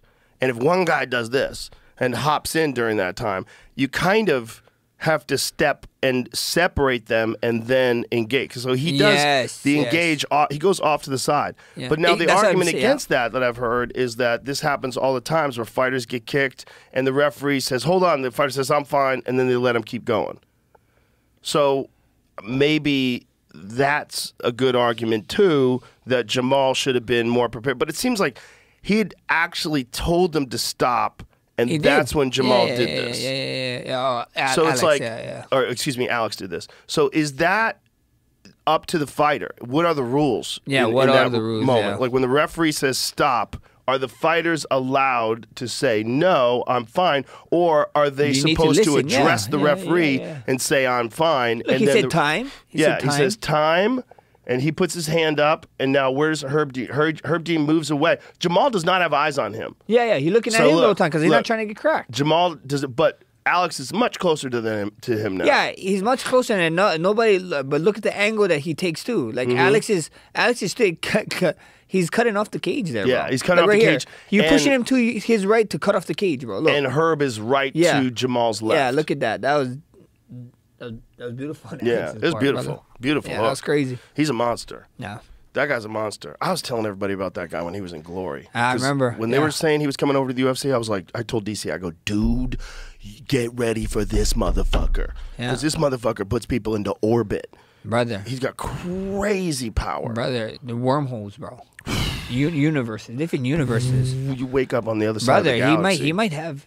Actually, you know, since we're talking about Wakanda, he might be like a Doctor Strange guy. He might have the ring on, bro. Look underneath his glove or something. That's what's happening, bro. Well, what he is a real Amazon warrior. Like that's his genes. Yeah, you see him, bro. You see him go back to his village. Yeah. All painted up and stuff, like a leopard. Yeah, bro. Bro, guy's a G, bro. He's a He's G. the real deal. He's the real bro, deal. He's a man. How the fuck was he ever making 185 is the big question. And how much do you think that compromised his chin when he went down A to 185? lot, bro. Had So the to be, thing right? is, you know what is crazy? You know, Look, here's look the at walk. this, yeah. Look at his foot. Bro, that shit is terrifying. Look at his eyes, man. And everybody just and he told Jamal, when I make my walk in, then you'll think about all these things you said. Yeah, he did.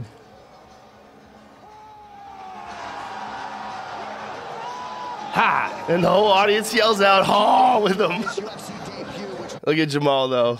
He caught the. Did you see it in the other angle? He caught the arrow. He broke it. Yeah, that was cool. Jamal was telling me when I talked to him about it. He said he feels like he was winning that fight. He said he was implementing his strategy. He landed that one good right hook in the first round, and he felt like he was on his way. He felt like he was doing everything he wanted to do, not letting that dude get close. But that thing fucked him up. Yeah, I mean that. There's a real that's a sport. moment there. That's a It is sport, the right? sport. That's a yeah. sport, right? Like, you know what's funny, brother? You know, like, you know, nothing to Jamal, whatever. But what is crazy is that when I read, I see comments or I see people talking about our fight, and like guys like bringing up like, oh yeah, just imagine if Justin didn't break his nose, it would have been a whole different fight. I'm like, well, thank the Lord I landed my spinning back kick because his nose is broken. Yeah, you know what I mean? Imagine if you didn't knock him out. Yeah. Oh, or just imagine if I broke my ankle walking into the freaking octagon. Brother, Imagine. there's so much stuff. I'm like, Yeah. what are you, like, people are ridiculous. so crazy. I'm like, oh my God, like, just enjoy it. Why Yeah. can't you guys enjoy it? Or why can't you guys have other people have stuff, you know? Like, why can't we have nice stuff? This is why we can't have good things. Again, it's just losers, you know? You think Michael Jordan's leaving YouTube comments? No, Oh, he's not. brother, never. It's winners don't have time for that shit. But that's also part of the game. Yeah, you know, it you're gonna is. have to It deal with is. those It is. people. It is art, but bro. It that, is. How anybody can say, imagine if you didn't land something that you landed, that you planned for, that you executed. That's very hard to pull off. Yeah. A spinning back kick where you're literally right in front of each other like that, and you landed to his face. Yeah, bro, we knew he was gonna duck. He was looking for the time, you know? Yeah, it was perfect. It was perfect. And it was such a great moment on that night because that night was magical. Bro, UFC 3. My head is still not wrapped around it. You know, like how you said, how do I feel? I don't know how I feel yet because it's still not wrapped. Like, Right. to have that to be one of the guys it started from all the way outside the fight, brother. Somebody asked me to get the belt wrapped around Mark Coleman. Like when they asked me who I think, and then I said Mark Coleman. You know, I'm like, bro, he's the guy. His house with his fires and stuff just happened. Yeah. So I was like, he's the man. And then to it being UFC 300, to us getting asked, oh, what about how much should the freaking bonuses be? And I'm freaking screaming 300K, 300K, 300K, and Dustin and freaking Dana to be like 300K. I was like, holy shit! And then to win both the bonuses, That was wild. it was just crazy. And then to have like you said, bro, that's a movie finish, bro. To hit him with an over, to hit it was like a David versus Goliath kind of story going against him, you know, and then. To hit him with that overhand is like me hitting him with the slingshot, you know. Yeah. So and the Rock at the perfect place, perfect time. Yeah. the perfect, bro. This is UFC 300. Nobody's an event getting put together. This is not gonna top nothing until 400, and we don't even know if 400 is gonna top it. You know what I mean? Like, we don't know. We don't know. But it's then, gonna be almost impossible to top that. Like every card after that, you look at the card, you're like, it's okay. Yeah, it's pretty good. Bro, I know, That it's card was crazy. insane. It's crazy. And then a lot of people, and then, bro, Dana White he's the ultimate troll, bro. I love Dana White. Then when they troll people, you saw the When video. he made the video, yeah, brother. When you saw the video, he's calling out. You know how much people on top of that video too also did videos of me talking about how I was like undergun and pillow hands Holloway is gonna get killed, and dummies. I am gonna be the Tony 2.0 whatever. I was like, brother, you guys just watch, and all their tones change, and now they're making money off of me. I should go write them all money and be like, hey brother, you owe me 10% of YouTube freaking chilling. There's all these people that have these takes where they know what's going to happen. It's such a stupid thing to do. You don't know what's going to happen. You can talk about someone's strengths. Opinion, yeah. You can talk about. You can have an opinion, but when people say stuff like that, I'm like, bro, that's crazy. It's just dumb. It's just dumb. You know, you should talk about someone's skills and what they can do, and this could be a factor, and that could be a factor. But to say this is going to happen, that is folly. That's a stupid way to look at things. There's not a chance in hell that you know when two world-class martial artists fight. Yeah, there's no chance. All the time. There's no chance you know. I saw a lot of people doing that with the fight this past weekend with Devin Haney. And Ryan Garcia. Ryan, yeah. Everybody was counting out Ryan Garcia. So many people. Oh, did you see how much he bet himself? $2 million. He won $2 million. Can we do that on ourselves? What did he win? How much did he win? $12 million. So he bet $2 million to win $12 million. Oh, and he paid $2.1 million in fees. So he won $10 million. So I think he paid 1.5 in fees because he's 3 pounds over, right? So he paid 1.5 to Devin Haney because he said 500 every weight, right, every pound, and then he had to pay and the extra 600 or 500 to the commission. Wow. So that's what. So it was like $2.1 million he had to, bro. And he was like, and he bet himself. He's like, bro, I don't give a shit. That's a wild boy. Yeah, good for him. That's a wild boy. Dude, that left hook he has is a thing of beauty. It's fast, bro. It's so fast, bro. So fast. It's so fast, bro. And it's so fast and it hits so hard because even did you see the way Haney or not only Haney, but every time he lands it on anybody, they're like, they go, whoa. Yeah, they're getting like shocked. It comes at you so much faster than other punches. It reminds me a lot of Roy Jones in his prime. Yeah, like Roy Jones Jr. in his prime barely threw jabs, which is so crazy that a guy would be so fast that he could hit you with a leaping left hook. Yeah, because his jab was a leaping left hook. It's crazy. Boom. You ever seen his biceps? The difference? Yeah. His left bicep's twice the size of his right bicep. It's nuts. He might have been an arm wrestler then. Who knows? Roy Jones had the craziest style of all time. And when he was in his prime, that dude was untouchable. Every fight was an execution. Bro, crazy. Body head bangers, bro. He was so fast. He was the only guy in CompuBox history that didn't get a single punch landed on him in a round. For real? Yeah. When he fought Vinny Pazienza. Didn't get a single punch landed on him. Jump left hook in. That's all he did. And then he just put it on him. And then he tried to stop the fight himself. He looked at the referee. He's like, stop this fight. And the referee's like, keep fighting. And he's like, all right. And he goes like that. He does like that. And he just tunes him up and KOs him. Bro, what a beast, bro. What a beast. But that left hook is a weapon. If you got a left hook like Ryan Garcia, like, my God, that thing's fast. Ryan at freaking Pereira. But how smart is Gervonta for making him go to 135 and then giving him a weight clause? Brother, like you can't rehydrate more than 10 pounds. Who's behind him? Who's behind him, brother? The Money Mayweather. That guy is smart, bro. Yeah. That guy is a businessman. These guys are businessmen. You know, like it is. Same thing that Floyd did to Canelo. Yeah, same exact thing. Yeah. And what's more funny? Canelo them played into his game and said, no, you know what? We'll come down to this weight. He didn't ask. He was gonna give them the extra 5, but then with a weight clause, and they said, oh, you want to come here? You can come here and a weight clause. Yeah. Bro, those guys, he's a businessman, bro. And you got to respect it, you know? Yes, you have to. And for Gervonta, that was perfect because I would love to see Ryan Garcia, the one that we saw fully hydrated against Devin Haney, against Gervonta. He's a problem, bro. He's going to be a problem for everybody. He's going to be a problem, bro. Speed is bananas. Yeah. You ever see him shadow box, like throw combinations? Oh, yeah, bro. Like, oh, yeah. Is this sped up? Oh, How are you so fast? Yeah. It's not fair. He might have had one of the fastest left hooks I've ever seen. For sure. I mean, it's right up there with everybody, all the great left hookers of the past. But the crazy thing is, like, bro, he don't even bring it out. He just goes from right here. Right there. Pa! Whip. Like a whip. Ah, and just kills guys. It has so much power from short distance. Just nothing. Just turns it over. Yeah. And he can hit you with multiple ones in a row. Pa, pa, pa. Hey, he just keep throwing left hooks. He don't even believe in jabs. And the funny thing was the troll job. Like, he was on... Bro, when he talked about, I just saw the interview the other night. He When did talked Patrick about, Bet-David. Yeah, when he did he's like, yeah, you know that one interview? I was like, doing all that stuff. People thought I was crazy. I was like, bro, I don't give a shit. I was like, whoa. I was like, wow. I was like, well, this guy's, bro, he should be an actor. Yeah, he really had a smart strategy. Act like he was crazy. Act like he was crazy. Come in 3 pounds every, and just bro, he sold it all the way to getting into that, bro. I bet him coming in 3 pounds heavy made the line move more towards Haney. Oh, I'm sure. Like, this guy's not training. Yeah, he's out of shape. He didn't prepare. He's crazy. He's mentally unstable. Yeah. Joke's on you, brother. He left straight to the bank. And there was some bad refereeing in that fight too, because there was 2 knockdowns, 2 drops, and it didn't count. That was crazy. Real bad. Those were 2 legitimate knockdowns in a round where he already knocked him down once. So he knocked him down 3 times in that fight. Wouldn't that been like a TKO already? I don't know if they had a 3 knockdown rule. It wasn't for the title, right? Because Devin gets to keep the title. So I think so. It was he keep the title. But even weight. if he win, I think so. He stood. Yeah, he would have had that. I mean, whatever. Yeah, but fuck that title. The title, like, that's crazy. Keeping that title's crazy. Yeah. After did you, bro? You know what is more crazy?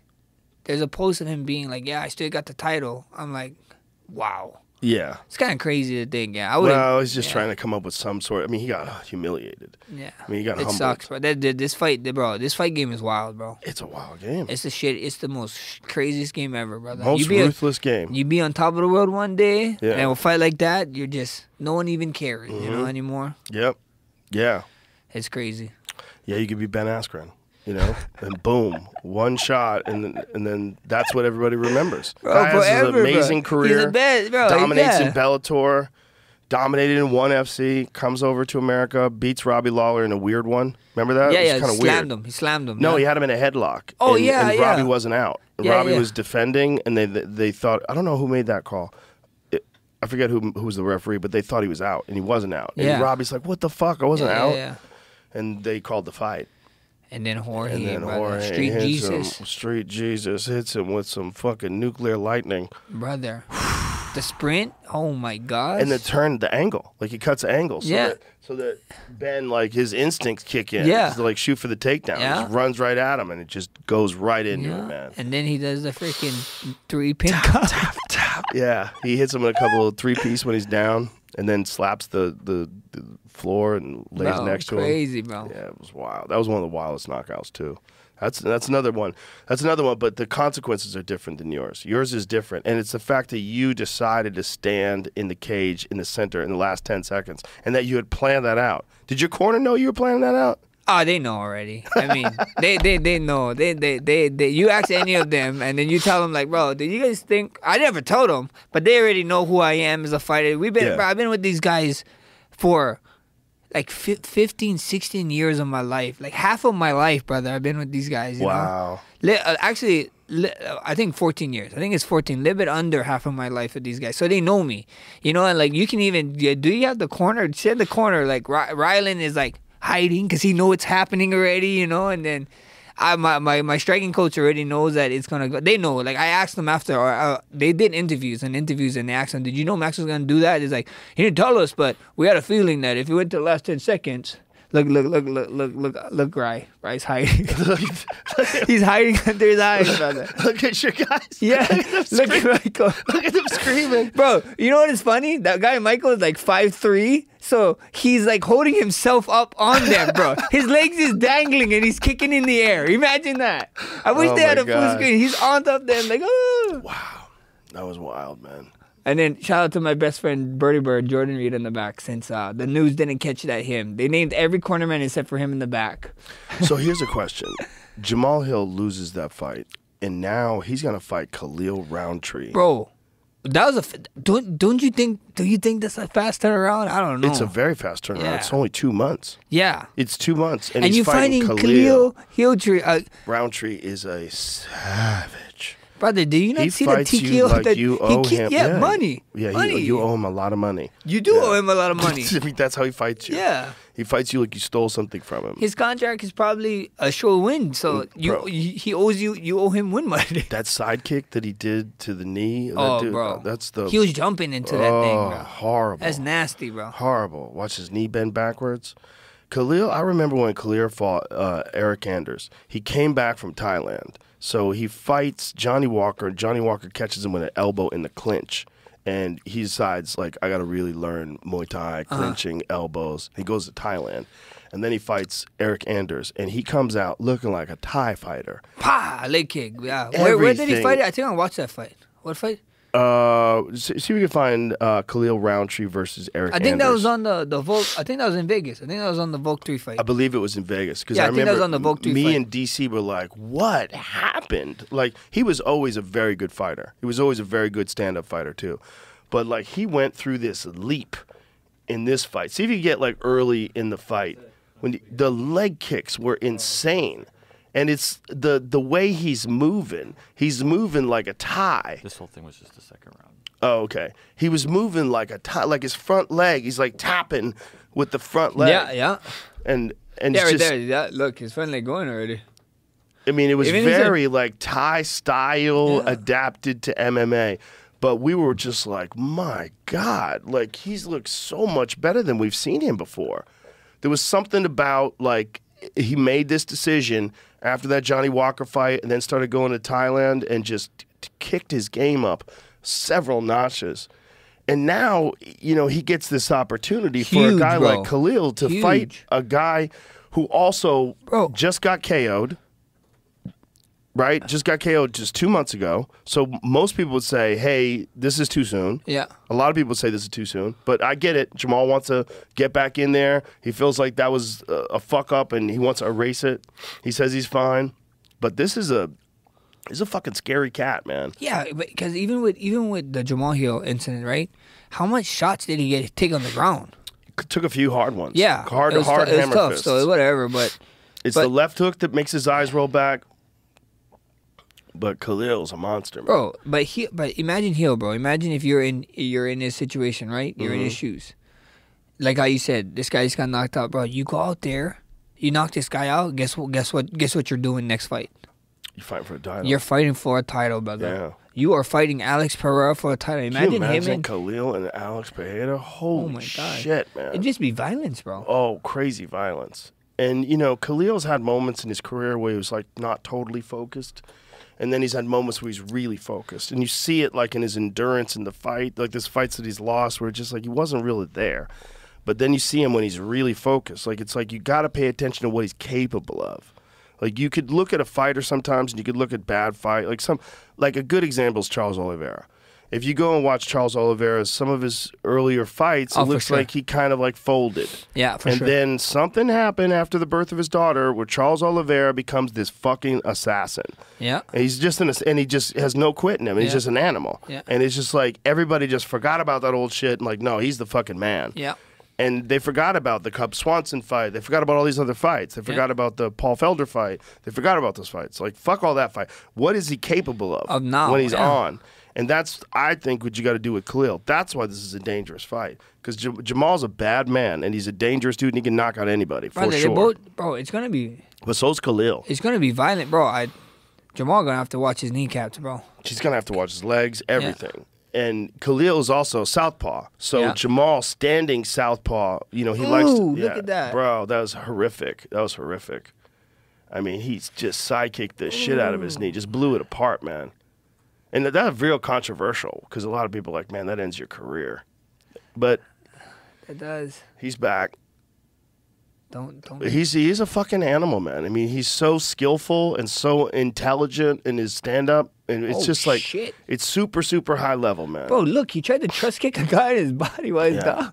Yeah, he's done that before. He's body kicked guys while yeah, they're bro, I down. love body Just stands kicking. up and body kicks them. In Hawaii, bro, I got into an argument with a ref because one of our fighters like body kicked. Someone was down, and they stopped the fight to give the kid a time. And I was like, what are you doing? And he's like, you can't body kick on the ground. I was like, you cannot body kick a down opponent to the head. You can Yeah. body kick. You can Yeah. kick him to the body. You just can't kick Yeah. him to the head. Yeah. It's like, no, you can't do that. I was like, what are you watching? I was You saying, don't know the rules unless they bro. modified the rules. Nah, bro. The rules doesn't modified, bro. I almost So got, that's just bad refereeing. Yeah, I almost got a fucking point deducted from my one of my boys. I was like, bro, I'm so sorry, bro, but like that was supposed to be a TKO. Yeah, You TKO'd this kid, bro. that's ridiculous. That's just bad refereeing. I really think that the only problem with knees to the head on the ground and kicks to the ground is the cage. If there was no cage, no place where you couldn't move and someone could stomp you, all that shit should be on the table because it's these are valid techniques. If you can knee someone to the head in a clinch, if you could scissor knee someone like Pereira did with Michaelitis, if you could do that kind of shit, like why can't you knee a guy to the head on the ground? And you know what it is, bro? And if you do that, you know how much more of this like this safe area of people is playing with their hand on the ground, hand up. You know how much more people want to do that? They're gonna go all the way to the ground, or they're gonna fight intelligently. Yeah. And then they're gonna go instead of going down and playing that game, bro. Like, the having a moment where you're safer because of a rule is never a good thing. no, it's 'Cause terrible. it changes bro. It's the terrible, whole bro. way you compete. Yeah. You'll do that. You'll let a guy have your back and Yeah. you put your hand on the ground because you know Yeah. his knee's right there. Yeah. And when in reality, you got to get out of that spot. You Yeah, can't for be sure. there. Yeah. You're dead. Same thing with being in a turtle. Yeah. If you're in a turtle and a guy's like Mark Coleman in Pride can just drop those knees on your head. Remember they let him do that in Pride? Yeah. So when guys turtle in the UFC, you cannot knee them in the head. Yeah. Which is a perfect time to knee them in the head. But then even that, because then when they do turtle, right? So say I'm fighting someone and I see someone turtle, it's like half a second of them resting because I'm thinking like, shit, now I got to be smart of where I'm picking this and what I'm doing. You know, like the back of the head rule, 100%, you know? But like, if I can soccer kick you because you're doing that, like that, it's so easy to like, boom, boom, see you down there, I kick you right in your head, you know? Like, but I don't know, bro. And if you know that that's one of the options, you won't stay in that position. You'll protect yourself. The guy's not going to be turtled, you know? Guess even like guys are like taking knees down and they're like this on the ground already. It's like they know what they're doing. Exactly. You know what you're doing, bro. That's so lame. And then if I come in and do something wrong, you get a takedown and you're on top now. Right. Like, come on, well, bro. Like, that's just one of too the reasons why favored one people were side. so mad at Aljamain when Aljamain won the title from Piotr Jan. Piotr hits him with an illegal knee when he's down. But that knee should be legal. Yeah, you shouldn't be able to be on your knees in a fight. Yeah, I think so. Are you able to move? so. If they're not stopping the fight, that means you can move. Even with what you said, you pulling at the elbow, the 12-6 elbow. Yeah. I'm like, brother. I never know why they took it out, right? And then you said, I think so in one of your interviews a long time ago, you said they took it out because they saw a guy break ice with that, doing that, right? Break bricks on break ESPN bricks or whatever, right? 12 in the morning. Yeah, guess what? That guy can break a brick with a headbutt. That guy can break a brick with turning the elbow this way. Yeah. That guy can break a brick turning the elbow upwards. Yeah. And guess what? We can still throw that thing. So why are you taking that away from on the ground? Big John McCarthy told me that. It was just the people at the athletic commissions back in the time. Well, you know, Big John had this unenviable role where he had to go to these places and explain to them that there's rules involved in MMA. And then you get morons like, what about this? I saw someone do that and break a brick. You can't do that. Okay. No 12-6 elbows. That's crazy. Okay. That's crazy. It was a dumbass rule. And that the only loss on John Jones' record is a 12-6 elbow. Yeah. And then even that, like even when I'm on my back, the 12-6 follow you, right? So I can't go like this, like from my back. Crazy. But then they're like, yeah, but you can't go like this. But if you go like this, I'm like, that's the same exact. This is the same exact thing It's so as this. stupid. I just at the end, I'm So twisting stupid. it. You know, like It's so come stupid. on, bro. Also, it's like, especially this elbow, I don't feel like this elbow is as hard as this elbow. No way, bro. This is not like, I can't, even if I mounted you, right? Like how John Jones mounted, right? Mm-hmm. Like, what you gotta do? You gotta like crunch your abs, like to get all of here. This is like I'm going. Yeah, my so whole much. shoulder, my whole body is coming into you. So. There's so much more in that one. And you can't have a thing where a guy can protect himself by doing that, and then you can't throw that one technique. That's crazy. That's crazy. That doesn't make any sense. That is crazy. There's a bunch of dumb rules like that. But I think the cage provides this problem for soccer kicks and stomps and knees on the ground. because you're stuck. It's like a wall, right? Yeah. It's like a wall, right? And I understand that, but guess what?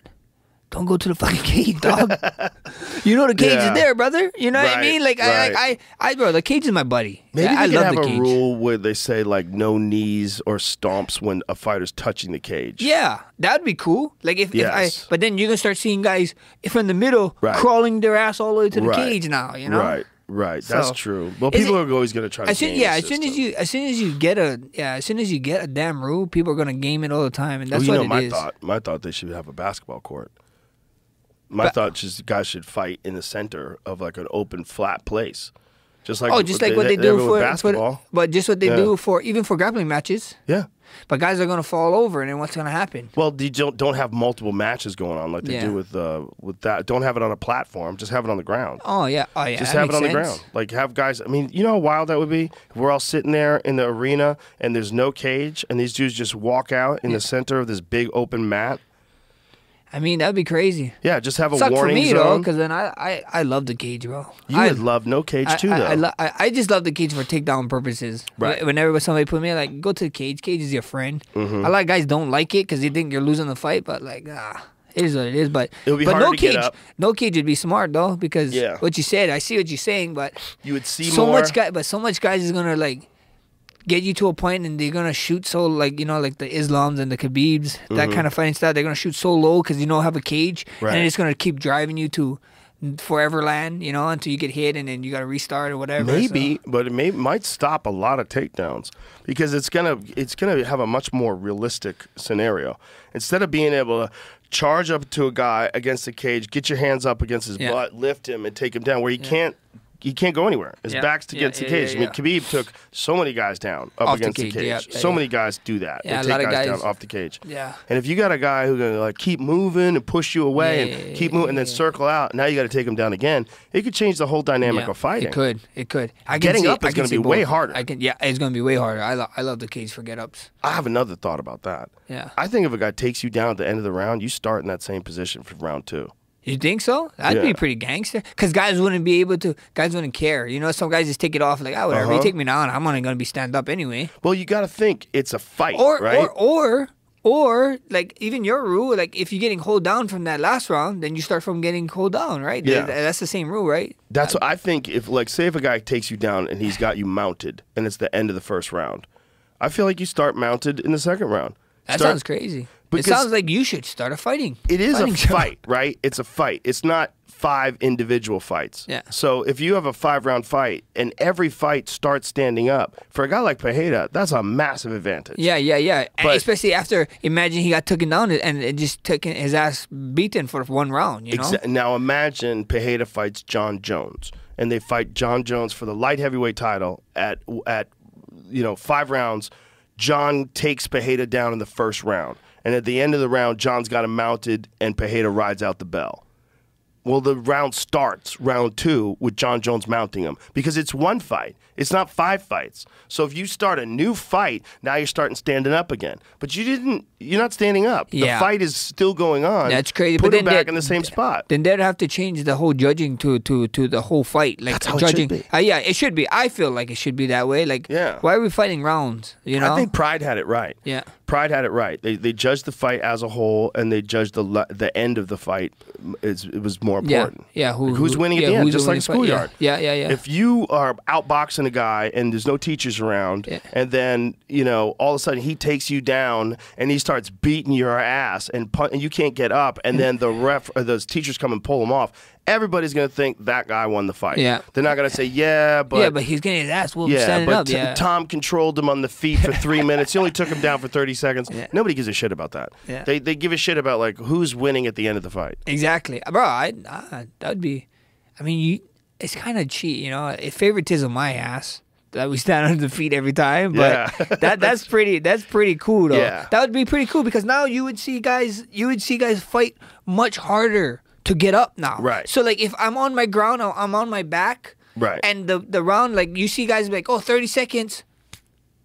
Well, it's the best. You know what I mean? Like I just hold on to you for 30 seconds, Yeah. and then now because I know in my mind, like, I'm standing up. Like we're gonna come out standing. But if you tell me 30 seconds and holy shit, new round, I'm gonna start on my back. I need to fucking get up. You know what I mean? Yeah. I need to like create a scramble or something.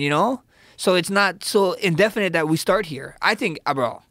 I think it changed the game. I think that's pretty cool. Maybe I like the idea, and what I like the idea about it because it's much more like a real fight. So this is supposed to be the sport of real fighting, right? That's really what it is. Like what works the best. That's what MMA is. And if you have limited techniques, like you can't use a knee to a downed opponent, you can't do this to a down opponent. Well, that fucks things up. And then if you have the cage where the guy can use the cage, that fucks things up because the guy could use the cage to take guys down. They could use the cage to stand back up. So the cage becomes a factor.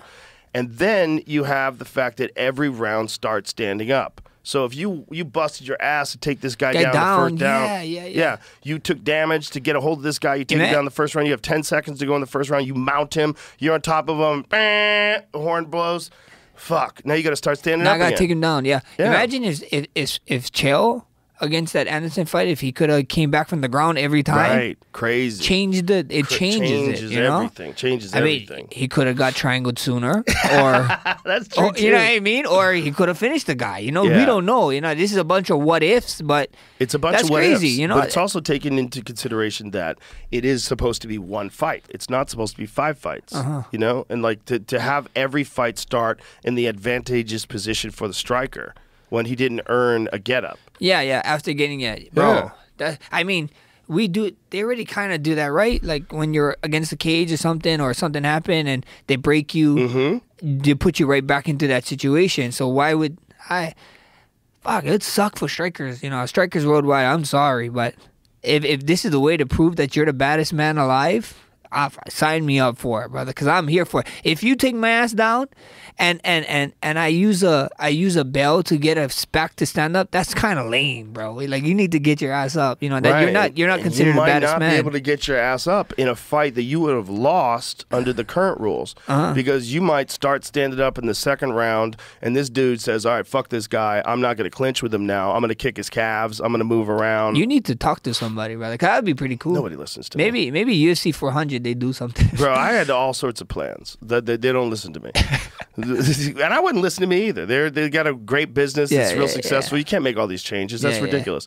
My other thing that I would say is you got to get rid of weight cutting, and you can do it. It can be done with hydration tests, and you got to give people more options for weight classes. They should have an option every 10 pounds minimum. Every 10 pounds would be cool. I think with the weight cutting would be fun without no weight cutting, but then we see guys like other promotions and people are missing the hydration test anyway. So like people are still trying to do they're just they're going to get whatever you do, they're going to gain it because somebody always is going to look for the advantage no matter what it is. But there's a way to do it where if you have a big organization like the UFC, think about what they do with drug-free sport now. It used to be USADA.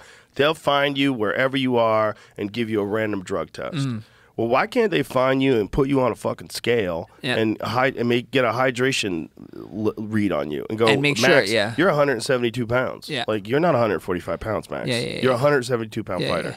So you could probably be healthy and fully hydrated at 165. That's probably where you should fight. Unless you want to do something crazy to lose a lot of weight. Actually lose a lot of weight. Like go running every day for 100 miles. The only it's funny because then a lot of people always ask me, or even when I started dating my wife first, she's like, oh, you're that heavy. Like, why did you fight at this? I'm like, I only do it because everybody else is doing this shit. You know, like if I don't do it, then I'll fight a 170er. You know, like imagine my ass stepping in there fighting like a Jose, not a Jose, but like a George St. Pierre. Right. Yeah, bro, that guy is fucking huge. He's you know pretty what I mean, big. bro? He's huge. Kamaru, you know what I mean? Leon is a big boy Leon's too. Huge. Yeah. So it's like, bro, everybody just do it because everyone's doing it. Exactly. They have to do it but all those guys are 200 pounds. All those 170s. 200 plus. Yeah, they're 200 crazy, pounds. Some of them, yeah. Yeah. They're all those guys, like Hamzat's gigantic. Hamzat's not even 170 anymore. No. 185. I didn't even know how he made 170. You remember? Bro, he's big, that's why. I wonder if he could have made it when New York pulled his card. Because the thing about New York is they've done stuff like that before. Like they wouldn't let you cut the weight when you were supposed to be fighting Khabib. And Ally Quinta took your place. I'm telling you, bro. That was unreal. Unfortunate. But like I said, you could have made that weight though, I bet. Bro, 100%, bro. Yeah. But the thing is, it was just stupidity. You know, it was 10 days. I was with somebody doing my nutrition stuff at the end. He did a freaking interview. He said how much I was. I was super heavy, and the freaking commission saw it, and they fucking was on my ass. I was like, bro, if you didn't say shit, we would have been fine, you know? Right. But then that's what happened. Yeah.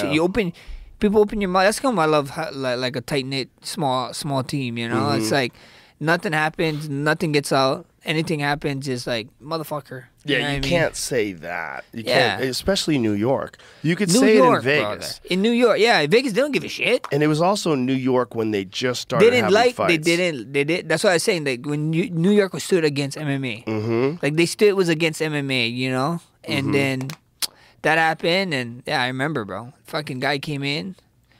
I looked sucked out of my life, and it was like, yeah, you're not fighting. I'm like, How heavy were you? How much weight I was were like you 3 over? pounds off, bro. That's it? Yeah, and we had like a bunch. Like we had like, I still think we had like 3 hours left. Oh, you could have made it. Yeah, it was fine, you know. I think Hamzat, they pulled him. I don't know what he was when they pulled him. Then he started drinking water, and then he weighed 178, I believe. That's crazy. Yeah, he was way over. That's crazy. Yeah. But I wasn't excited about that fight. Who was he fighting? Nate Diaz. Oh, Nate. Yeah, I was like, that is a. Then what Yeah. happened? Who did he fight? He fought somebody else, right? Nate fought Tony Ferguson. Yeah. And he fought Kevin Holland. Yeah. Which is also, Kevin Holland was preparing for someone else. Yeah. He was They preparing changed the for fight, Danny right? Rodriguez, who's a striker. And then all of a sudden he's fighting this insane wrestler. Yeah, and then that's what happened with the fake glove touch, and he took him down. And Yeah. yeah. Yeah. Hamzat is, who's he fighting next? Whitaker. Robert, that's bro. right. Robert, That's bro. right. I'm looking forward to that one. If there is someone who can kind of neglect the wrestling, I think it's Whitaker. Yeah. I think it's Whitaker, bro.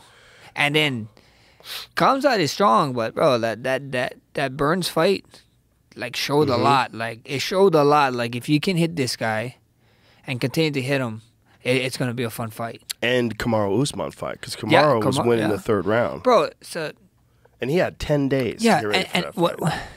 And when I tell everybody like against a Cosmot, you know, like with a Cosmot with the wrestling, it's like if you pull up his fight, brother.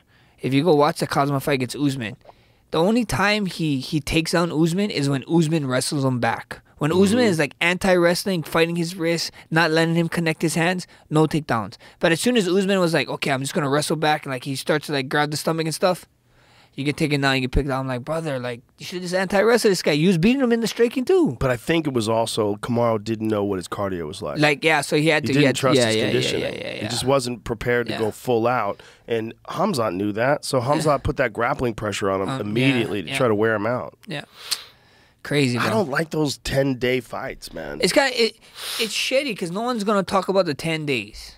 You know what I mean? Like Unless like you're when- Tom Aspinall. Yeah. Right? So Tom Aspinall takes it on like 11 days Yeah. and he knocks out Pavlovich and he Yeah. becomes the interim title holder. Exactly, but then like even with that, like they just consider interim. You know, he's Right. like, he won the interim. They're not even talking about the day. Everybody would bring up the 10. You know, like even with like the Volk fight, it's like, oh yeah, Volk is this, the Volk is that, but then oh he got knocked out from this guy, and then he got knocked out again. I'm like, yeah, but he got knocked out on 10 days, brother. It's crazy. Yeah. You know, it's like people keep forgetting about that because they don't give a shit. Well, they forget about that also because if you go back before that second fight with Islam, Volk is considered to be the #1 pound-for-pound guy in the world. And many believe that they thought he won the fight. You know what I mean? I In thought the first he won fight. the first fight. I So- thought it was real close, but I watched it like 3 or 4 times.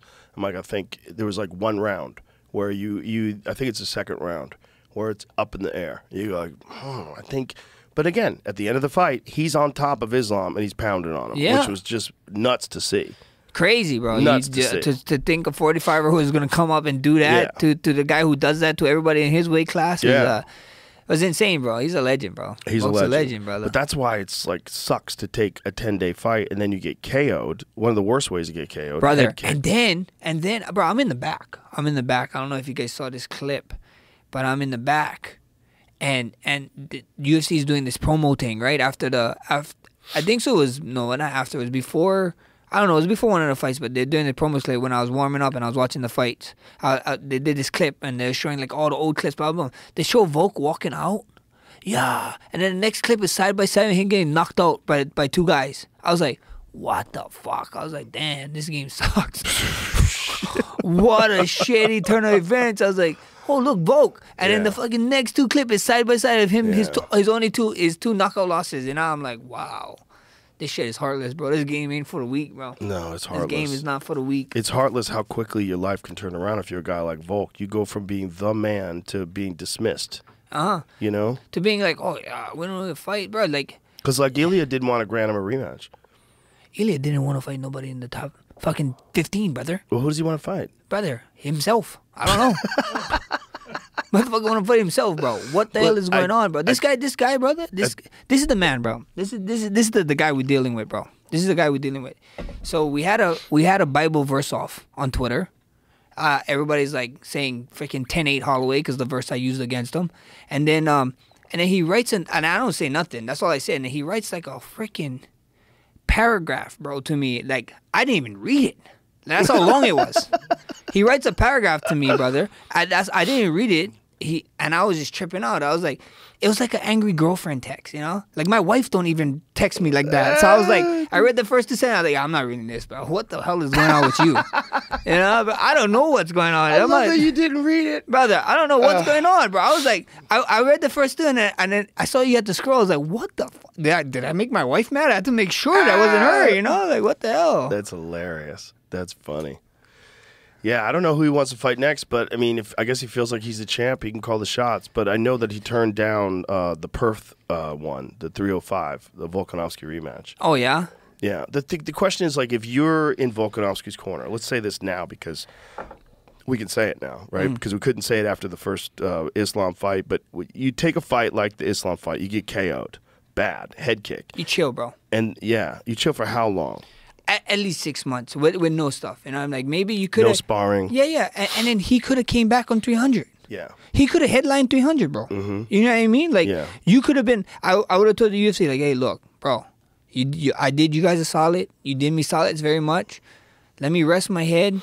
Let's save this Etora, but maybe we go on 300. I feel like the UFC should tell him that, too. Yeah, you know. If I was a matchmaker, I think they was. I think they was, you know, he like, wanted it. cause then I was like telling Tim them like, brother, like if Ilya needs somebody, let me know. Like tell UFC, let him know. And UFC came back and said like, this crazy mother ever wants to fight. Wow. You know what I mean? So I think so.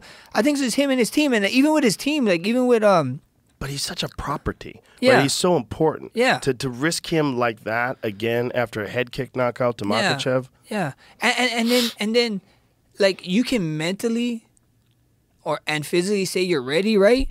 But then something wasn't right, you know? Like go watch, like, you know, this guy's a rugby player, you know? I played him 3 times and this guy's head is always head first. Like he's always like, I fought him 3 times, brother. And like it's accidental, it's not hard, but he's like a rugby guy, so his head is always coming in, you know? Like like me and him like headbutted a couple of times. It is like not big ones, not like career changing ones, but it's just his head is forward. He's a rugby guy. He's in that huddle shit, right? Tell me why when he fights this fight, he's like being uncharacteristic and like kind of throwing and then going back, you know? So it's like, it was just a different, you know, I'm not taking nothing. Compromised. Yeah, I'm not taking nothing away from Ilya. Like, it is what it is. He fought Volk at a perfect time, but like, if somebody can look me in the eyes, dead in the eyes, and be like, bro, that was the same Volk that's been, you know, doing this thing at 45, right? I will call you a dead-ass liar, brother. I'll be like, you're a serial killer because you're a psychopath if you think that's the same man. You get compromised by knockouts. There's no ifs, ands, or buts about it. The question is, how much time do you give yourself to recover, and can you get back to 100%? I don't think you can get back to 100% from a head kick knockout in a few months. No, bro, and then you have to do some sparring to get ready for it, and that can't. They spar. And that's the thing. And city kickboxing is great, you know what I mean? Yeah. Eugene is a great coach. Eugene's a genius. And I'm sure Eugene was probably in his ear, you know what I mean, and telling him, but then, again, it's just... Well, he's a dominator. Yeah. He knows how to win, and, you know, but you can't run a race with a bad suspension. You gotta let that thing heal up. But then, sometimes you just... You're your own enemy, you know what I mean? Like, he probably wanted that erased in his mind, thinking that, like, this, no, I'm going to come back here, I'm going to do this, and this is just going to be forgotten, you know what I mean? Take out this young buck. Yeah, and just remind everybody, you know? I'm still the GOAT. But it just happens, because then what if he goes out there and he did get it done? You know what I mean? That would have been amazing, right? And we all would have been wrong, but then for head injury-wise, like I said earlier in our conversation with Justin, like, Justin's taking 6 months off of that, you know what I mean? Like, bro, like 6 months at least no contact. Just chill, but like this guy, like you probably got a good freaking nice payday for that second Islam fight, even the first Islam fight, you know. So you know you do. Yeah, you do favors for UFC. They take care of you, you know. At the end of the day, I've been with this company for a real long time, so I know this stuff. So it's like he should. I feel like selfishly he should have just rested. Bro. I feel like you have to protect. You have to protect the champion from their own instincts. Not even as a fighter, bro. Like as a person, like you know, I shared the octagon. This guy, I'd like to call him my freaking arch nemesis. People like to make things, but I like him as a person, brother. He's a father to beautiful daughters, you know what I mean? He got a family. So like, bro, just take your time off. You know, enjoy. Go with them. Do that, you know? And it happens though. Sometimes we are our own worst enemies, you know what I mean? Like and being in his shoes, I couldn't say, because if that happened to me, I would want to be like that. Like, fuck this. I want to go kill this kid. Let me go kill this kid and remind people, and then but you have to have people close to you that can stop that. That's good, and he does, bro. But like at the end of the day, it's just maybe he just trumped him. He's like maybe he had a trump card, and he's like, look, I listened to you guys before, but trust me, I got this. And like, how do you not believe a guy like him? You know, well, he had an iron chin before that. Oh too. Yeah, iron chin, brother. You see his size of his head, brother. Yeah, he takes a shot, brother. Like, but the fact that Topuria put him out with one shot. Yeah. Part of me was like, damn, and absolutely. Topuria is a knockout striker. He has beautiful boxing, beautiful nice form. Boxing, bro. His technique is outstanding. His power is tremendous. No doubt about it. He can knock anybody out. But it's the way it happened, and that the shying away that we were talking about earlier was perfect shot, bro. He just hit him. He did it. Yeah, he put his head down. Yeah, he knew his head was going to be there. Put his head down. Yeah, swings for. And that's what Topuria does, bro. He swings. When he swings all his might. And it's nice technique. It's not like wild swinging all his might. He's swinging all his might technique-wise, knowing that, like, analyzing, like, your head is probably going to be here. I'm just going to throw, you know? The Jai Herbert one was amazing. Yeah. That was one after the head kick. He knocked him out in the second round. To come back after the head kick. And that's 155. Yeah. You know, he's a small 155. Yeah. That's not really the weight class for him. Yeah, 45, he's perfect. But it's just, I mean, he could fight at 55 too, make no mistake about it, just like you did, go up correctly. But Jai Herbert is a long, tall dude. Long dude, yeah. He's long. Long, tall dude. I feel like for a fighter like Alexander Volkanovski, he's like a legacy fighter. He's a guy that's like, he's a legend. He's one of the most dominant champions in any division. And for a guy like that, you got to kind of know the mindset, but don't let him do something off the wall. Don't off take the wall, right? Don't take a fight with Makhachev on 10 days' notice when you haven't been training. You've just been drinking, yeah, and hanging out. Yeah, I know you think you can do it, and maybe you can do it, but you probably you're not going to be 100%. And that's the tough thing, you know. It's like I hate when, like, you know, he said that, and then things happen, and then they talk about what's going on. It's like, brother, like, just give the man his due, you know. You took the fight, you know what you did. Why the hell I gotta tell you what I was doing this whole time, you know? Like at the end of the day, I'll just be like, well, he was just a better night. You know, like with a lot of fighters, like the most irritating thing, there's two things that irritate me about fighters, bro. Sore losers and then sore winners, bro. Like people that win and still talk like, oh, this, and this. I'm like, you won the damn fight. So what, like, why are you telling us all this shit? You know? Like I hate guys who do that. So and I hate, that's the whenever you see me lose or you see me win, bro, I give nothing but respect to the next guy, because I don't know what they've been going through. I don't know what kind of obstacles they had to do, because I know what obstacles I had to. I'm not gonna say shit, but if you want to say stuff like even Justin, like Justin ain't saying, bro, he's finally doing he's doing all kind of media now, and bro, he's just saying Max a dog, you know, congrats to him, you know. We went out there to fight, like even with him, people are trying to be like, oh, you lost your title shot, like how do you feel? It's like, I don't care. That's a BMF, brother. Justin is wired different. You know, like we wired different. You know what I mean? Like a lot of us fighters, like even people tell me, why are you doing this? Bro, I'm wired different, bro. I want to fight the best guys. You know, like that's just it. I want to fight the best guys in the world. If you guys think this is the best guy, why you think I've been calling DC's fat ass out for so long? He's the best guy, brother. I didn't fight him. And then DC had the audacity fight week to tell me if he made 45, I was like, brother, you make 45, I'm killing you. Right now it's a fight. But if DC, you try to make 45, I'm going to kill you, brother. But right now it's a fair fight because you're so heavy. He would have to chop both his legs off, brother, and he still wouldn't make 45. Brother, he would have to do so much, bro. He looked like Mr. Potato Head. Can you pull your body apart like Mr. Potato Head? I think DC could have made 85. I think he could have. Yeah, I think when he was 205, he was never lean. I think he could have, brother. Yeah. If he really wanted to. But he loved food, bro. I know. He But loves food, imagine bro. that guy at 85. Good Lord. Oh my gosh, Good bro. Lord. That would be his normal weight class because That's his real weight class. he would actually be the height wise of people at 85ers. I mean, there is some tall 85ers. Don't get me Yeah. wrong, but him in heavyweight, brother, he's like. I know. He gets dwarfed. It's crazy. Brother, he's dwarfed there. That's insane that he fought at heavyweight. I know, and he won. Won the And title. won. And he knocked out Stipe. Stipe, the Crazy. GOAT, bro. The heavyweight GOAT that people consider, he knocked him out, bro. Yep. Crazy. Crazy. Crazy. Fought then John you see in the Jones a second couple times, fight, you know? Then you see in Yeah. the second fight, he's really not a heavyweight. Yeah. And then yeah. you see in the third fight, like it's not right. Yeah. You Yes. can tell, bro. He just loves to eat, bro. He's a Louisiana boy, bro. He loves those. He loves those little.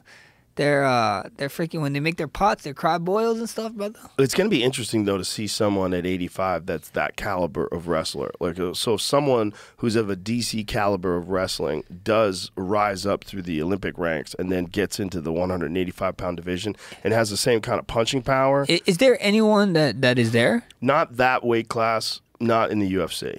No. Is there? There's some real good wrestlers like Johnny Eblin. Is He's Bull real Nickel good. like a Olympic wrestler too, or no? He's that was? caliber. He Yes, was. that caliber. But Bo Nickel, he'll tell you he's got a lot of work to do. Like Yeah, but that, he's he was striking, very yeah. upset with his last fight. Oh yeah, bro, Didn't like his crazy, last fight. crazy. I saw that. But I'm like, brother, you did what you I know, do what won. you had to do, bro. He won. You know? But Cody Brundage is good, and Yeah. he gave him some troubles, and Yeah. he gave him some trouble standing up.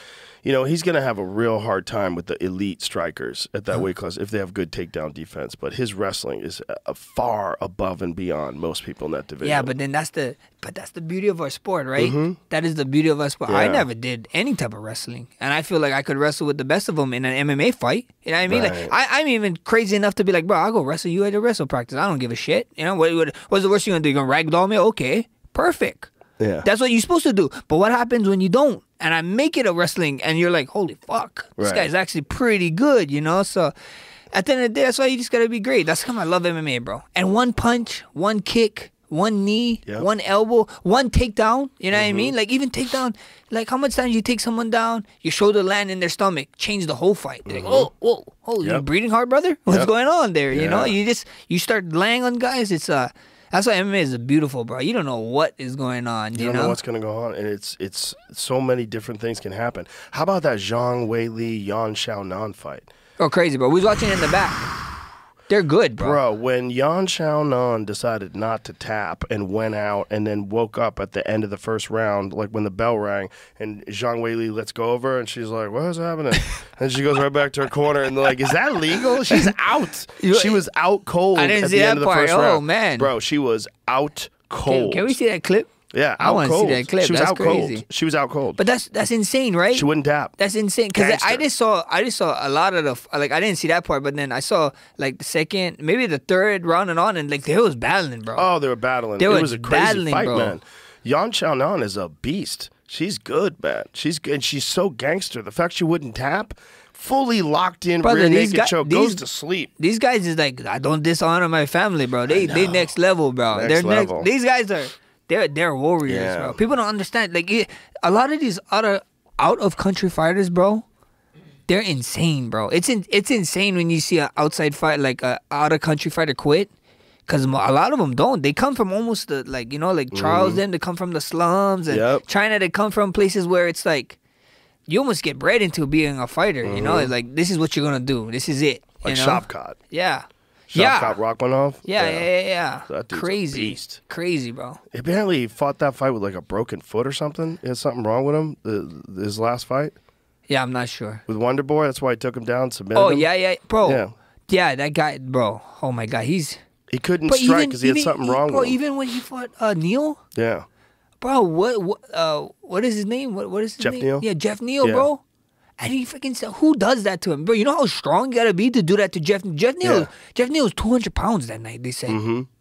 Holy shit. Jeff Neal's good. He too, gained man. 30 pounds, bro. Yeah. Yeah.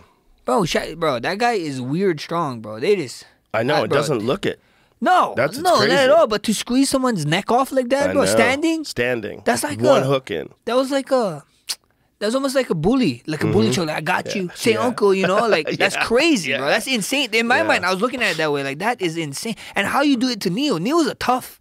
son of a gun, bro. Very And he good. punches hard, and he landed hard shots. Yeah. And Chaga's like, boom, boom, okay. Now I choke you. It's a wild time for talent. There's so many guys. Brother, and you know what is cool? It's a wild time for talent, and it's in every weight class. Mm-hmm. You know, like how certain weight classes, like yeah, they got this and that, whatever. But it's like in almost every weight class. So here it is. This is the end of the round. So Yan Xiaonan is fully out here. Oh, yeah, she's out John cold. Whaley's got. Look at it's a perfect rear naked. She's fully out, like out cold right now. Bell rings, lets her go out cold. Lucky she woke up. Man, she don't know what the fuck's going on. Whoa, I did not know that. Yeah, she was out. So if you watch the Bro, release, she's dead. She's dead in like 12 seconds. Yeah, if you watch Not the, 12. I mean, that is a fully locked. Look at that. 7 seconds, she go out. Look at the palm placement too. Yeah. The back of the head. I mean, she's No. doing it perfectly. Okay, 5 seconds. Right there. She's out. So look at her hands are completely limp. So she's out. And the referee puts his hands on her. She gets up. And she's like, what? What's going on? Yeah. She literally doesn't know where she's going. To the death. To the death. To the death. To the death. Brother. Yeah. Woof. Woof. Brother, imagine you gotta fight someone like that. That's next level, bro. That's a BMF. Yeah. You know what's wild about Amazing. that BMF? When somebody asked Dana was like, it's like, oh, what about the BMF? Are you gonna make it for girls? And Dana was like, the BMF is for whoever. I was like, wait, what the fuck? I was like, what, Dana? You does can't that be mean? saying, yeah, that's exactly. He's like, anybody can fight for the BMF. I was like, Dana, What you does that can't- mean? You can't be telling me. Kayla Harrison's going to try to challenge you for the BMF. Let her fight at Imagine it, 55 bro. again. You can't be saying that shit, Dana. What the hell is going Yeah, on? that's ridiculous. Don't say that. Oh, man. Don't say that. Yeah, that's crazy. But they might have a female BMF one day. I should, bro. Yeah. Bro, Whaley's up there. Yeah. John is up But there. you can't be a motherfucker if you're a girl. Oh, yeah. What do you call I the guess. BDF?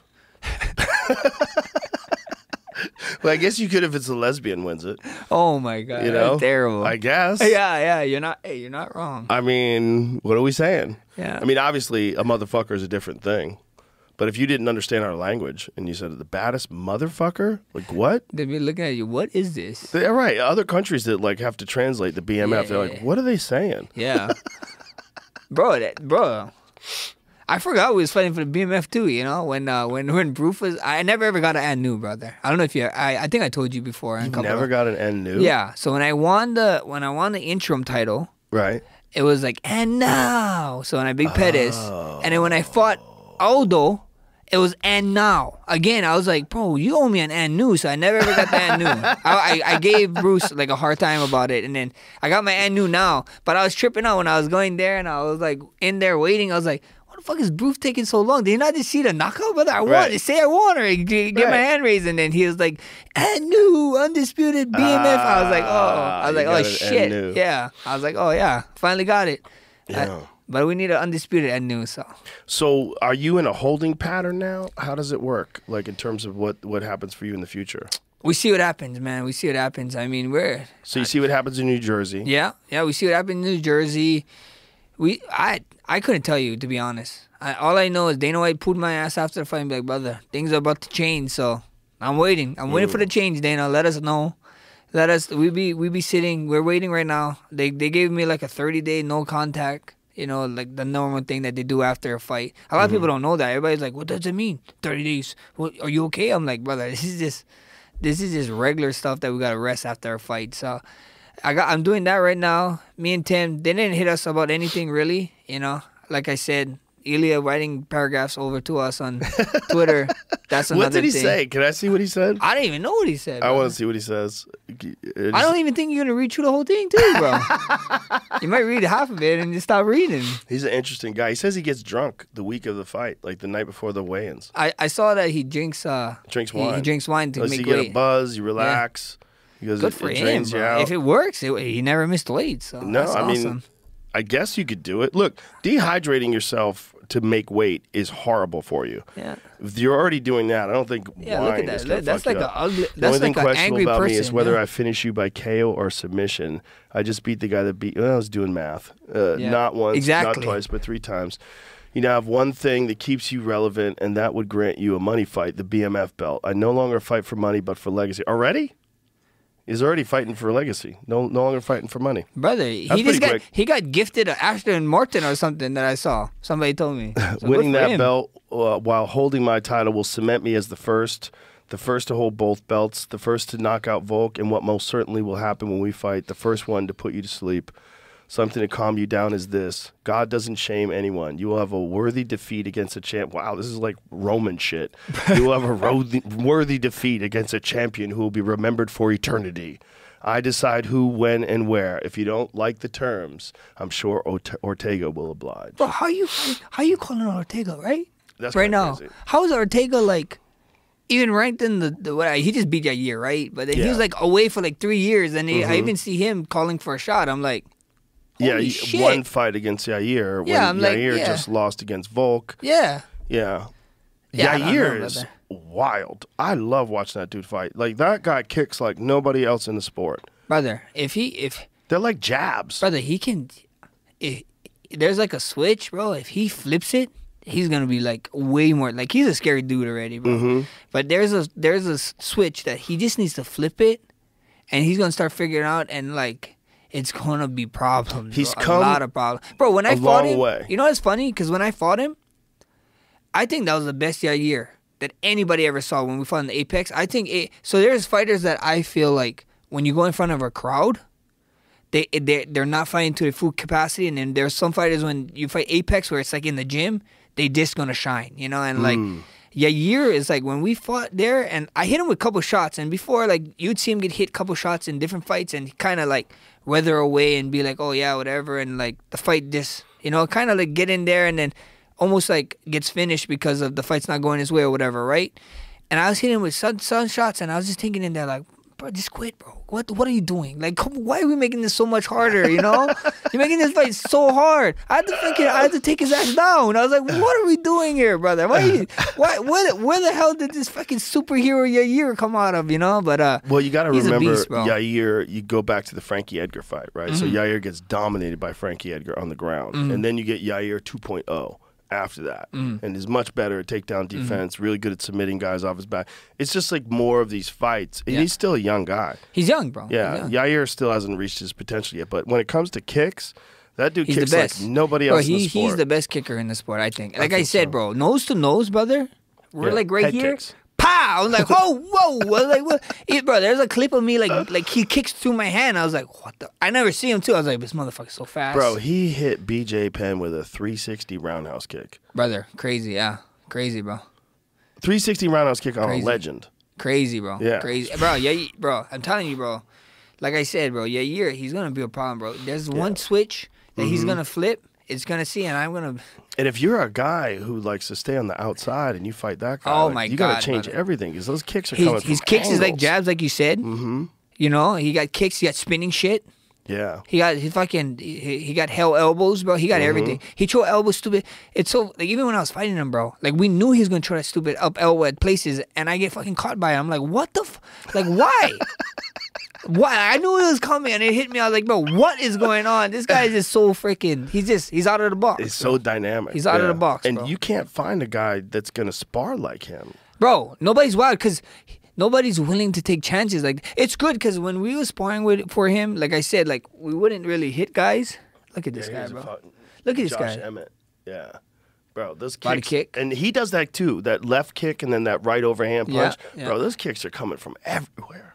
Look at this. I mean, that left kick to the body and then that Yeah. right hand behind it. yeah, yeah. Josh Emmett's a scary motherfucker, though. Oof. That knockout of Bryce. Oh, Yeah, Bryce that Mitchell. was crazy. Oh my God. That was crazy. That dude, he's got hammers for fists. Oh Oof. yeah, bro. He's one of those guys. Yeah. But he's one of them load up dudes. Yeah. Like everything's coming for death. Every Yeah. shot's death. It's Wow. death. Hey, yeah, I know. That's why. That's come. When him and Jeremy fought, the two hammer dudes, brother. When they meet, bro, they collided. You know. That was a crazy fight. That Yeah. was a crazy fight. Yeah, I saw somebody claim that. That's why I talk about Jeremy because I saw somebody claim that Josh was like the hardest hitting 45er, and then Jeremy be like, "What? Someone say something." Jeremy's so funny. I love that dude, bro. They went Stevens to is the war. man, bro. He's a bad man. Stevens had some crazy knockouts. Bro, this crazy, time. bro. Remember Rafael Dos Anjos? Oh, at yeah. 55? Yeah, crazy, Yeah. bro. Yeah, Jeremy can crack. He's a wild dude. It's a crazy sport, man. I mean, there's really nothing like it in terms. I mean, I know I'm biased, but in terms of excitement, in terms of like when you go to, you want to be entertained. Yeah. Go watch some fights. Oh, bro, for sure. You know, it's funny because like a lot of people, they can almost like put themselves in a fight because we all fought. It is in our DNA. Like we all fought some point in our life. Like even if it wasn't like a fight, like you fought your siblings, you fought your cousin. So everybody know that feeling like, oh, this is nuts. This is crazy, you know? Yeah. Like, whoa, what the hell? So you have that feeling in you of like fighting. Like to say that you didn't fight your cousin or even your friend, like even if it was a little slap fight, whatever, and you guys hugged it out after, like you fought somebody at some moment in your life, and that's what draws it, and you can feel the emotion. And then when guys get into it, they're like, oh man, I would have did this, do that, do this. I'm like, yeah, okay, what? Then you get into a fight, you see guys stop like this, like what? What the hell is all this stuff you talking about? You know? Yeah, most people like grossly underestimate their abilities, brother. But that's the game, you know, and that's why everybody loves it because it's so entertaining. Because it's like, oh my gosh, yeah, exactly. You know, but then it's like almost sometimes some guys are just like just false hoping themselves. I'm like, brother, don't do that. Don't you do know, that. Don't you know, be like silly. guys calling out like calling out Demetrius, and then calling out Mariamos, and then they show that Mariamos like rolled up that guy in his jiu-jitsu tournament. I'm like, brother. And even when we talk about this fake, like it's like, oh, in a street fight, when everybody's like in a street, like I'm whatever 300 pounds of strength, bro. In a street fight, I'll kick you right in the dick. Yeah, what you talking The about? first thing I'm doing, I'm going to kick you right in the baby maker. I'm going to gouge your eyes. Yeah. I'll bite your ear off. Yeah. This is a street fight, bro. I'll have a gun. I'll shoot you. Who cares? I'm going to win in a street fight, you know? Like, no rules, brother? Like, come on. The idea that if you give a guy no rules, all of a sudden it becomes lethal is so ridiculous. Oh, my God. Why? What? You're not going to scare me? Real angry when I would talk to karate guys, and they'd say, your stuff is good for sport, but what we do is for the street. I'd be like, what are you talking about? Like, that is the dumbest thing you could ever say. You're practicing street techniques? Is that what you're practicing? Did you not watch UFC 1 Karate Man? But there's so many people that just want to. That's the beautiful thing about MMA as well, and all martial arts, is that the training humbles you. Oh, yeah. The reality of it humbles you. No, but you know what is the most hilarious ones is when it does it. Like, you see these guys troll. They come and they get their ass kicked and they're back on. Oh, yeah, I'll still kick your ass. That was just one day. You know, watch when I started training. I'm like, brother, but that wasn't it. The conversation was saying you could kill me now. You know, so that's just delusional. it's just funny. Yeah, there's a lot some of guys people that are delusional. they need to do some study on their brains. Would be amazing. Well, there's so many different kinds of mindsets that allow someone to get into fighting, but when they get to a championship level, like. What I try to explain to people, did you understand the kind of human being that's capable of fighting the most skillful fighters in the world and rising above them all? Like, that's a rare person. Like, that's there's insane. a lot of things that had to fall into place to make a Max Holloway. Yeah. A lot of things. For sure. Yeah, you know. But you're just like this peace-loving, like easy-going guy, real friendly. Bro, I and love people it. get confused. Yeah, they that's get confused. There's a monster inside that head. You know what is funny? So, when we was training, this is a while back when we was training at our old gym, some guys would come visit my head coach, Ryan Lazar's, and then he and I'm around like wrestlers, so these guys are like stacked, you know, wrestler bodies, they're just stacked, big, small, whatever, and I'm just this little skinny kid, you know, like, this is when I was starting my UFC career. I'm this skinny kid. If you look at the pictures, like no chest, having ass, you know, I look like a dork, you know. And next to this guy, I had some tattoos, and then they asked him, and he had asked him, he was like, if I told you you had to fight one of these guys, you had to fight any one of these guys to leave the gym, who would you fight? Who would you choose? And then the guy chose me. He's like, oh, you chose wrong because that guy would kill you. He's like, all these other guys, you might have a chance because they might take you down and hold you down, maybe ground and pound you, but that guy is going to just straight kill you in any way he could find. So, yeah, looks can be deceiving, brother. Yeah. Looks, like I said, I know, I love harassing DC, but that guy looked like a bag of potatoes, brother. And he was a double champ and #1 pound for pound in the world, brother. It's not looks, bro. It's a mindset, and it's what you got to do. Well, Fedor. Fedor too, yeah. Best holy example shit. of that. They always had a muffin top. Brother. Always Brother. just stood there. He could probably make 205. Oh yeah, easy. Easy, bro. He might be able to Easy. make 85. Fedor walked around about 235 pounds. Yeah, 220. I fat. think so. One time he was like 230, 225. Yeah, Yeah. fat. Never was ripped. Never was. Fucked everybody up. Yeah. Fucked everybody up. Crazy, bro. Crazy. And then it was crazy how Dan Hendo did him like that. Like this is late, but like for Dan Hendo to do that at any point in their career is insane, bro. I know, insane. Dan Hendo is a man, but he's a bad motherfucker, bro. He's a bad motherfucker. If he was around during the belt, he'd be one of the guys fighting for belt too, bro. Oh, He's a BMF, bro. True and true. Oh, 100%. His logo, like how everybody's like, oh, your logo's so good. His logo's so good, bro. That flying thing. I love Bisping, but bro, I know. That's iconic, bro. It's iconic. And that knockout of Fedor was iconic too, because how is he fighting him at heavyweight? What are you doing, bro? Why are you fighting Fedor at heavyweight? Who the fuck? He's a 185, bro. And he KOs him. Bro, he KOs what him. an under punch, bro. Like, Yeah. Boom. Snuck dead. out the back door, escaped Stop. on the ground, and hit him with an uppercut. Bro. Boom. Yeah, he was a monster, man. Dan Henderson was a bad man. Bro, bad man. In the early days, I mean, he's a pioneer. I mean, that guy was fighting in MMA in the 90s. Brother, what 90? Because I was born in the 1. Yeah, he was fighting MMA before you were born. Brother, crazy. And you guys were in the same era. That's insane. That's insane. Crazy. Yeah. Holy, I never looked at it that way. Yeah, Holy man, because shit. your era started when you were 20 years old, right? Yeah. And while you're fighting, Dan Henderson was the man. Yeah. Crazy. Still fighting, yeah. Crazy. And he was fighting before you were even conceived. Yeah. Years before even you thought were of, conceived. brother. I wasn't even a thought. Not even a thought. You were in another dimension, waiting just any day now. Yeah. Come on, When Pops. the hell am I going to win this Let's race? go. Yeah. And now here you are. Listen, man, it's beautiful for me as a fan of you and as a friend to see this renaissance and to see people just giving you your due.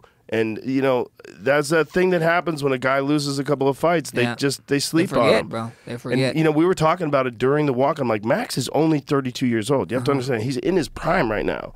Like, this is a guy who keeps getting better every time we see him. And they counted you out, man, and you came up big. As big as anybody ever has. You had to do something, brother. I shout out to Dana Hunter. Shout out to Sean Shelby, bro. Behind the scenes, Sean Shelby know what he did for this fight. He's the man, bro. He's the man. And those guys are great. Him and Nick are they're the best. Yeah, I couldn't, bro. Yeah. Just wrapping your head around, bro. Just to have that fight at UFC 300, bro. UFC 300 was huge all around. You know, as a big card, and then to get that finish, like a lot of people are saying, it's the movie type finish against Justin Gaethje, a guy who's supposed to, you said it best, outgun me, too big, too strong. Yep. Was supposed to fucking Tony 2.0 me, whatever the hell that means. How much of a favorite was he at fight time? Brother, when at fight time, he still was 2-1, I believe. He was like 2-1. I think so. It opened at like 260, and then I think so. He closed at like 230. I might be wrong, but then somewhere in that range. People told me it was like still 2-1. So it was what it.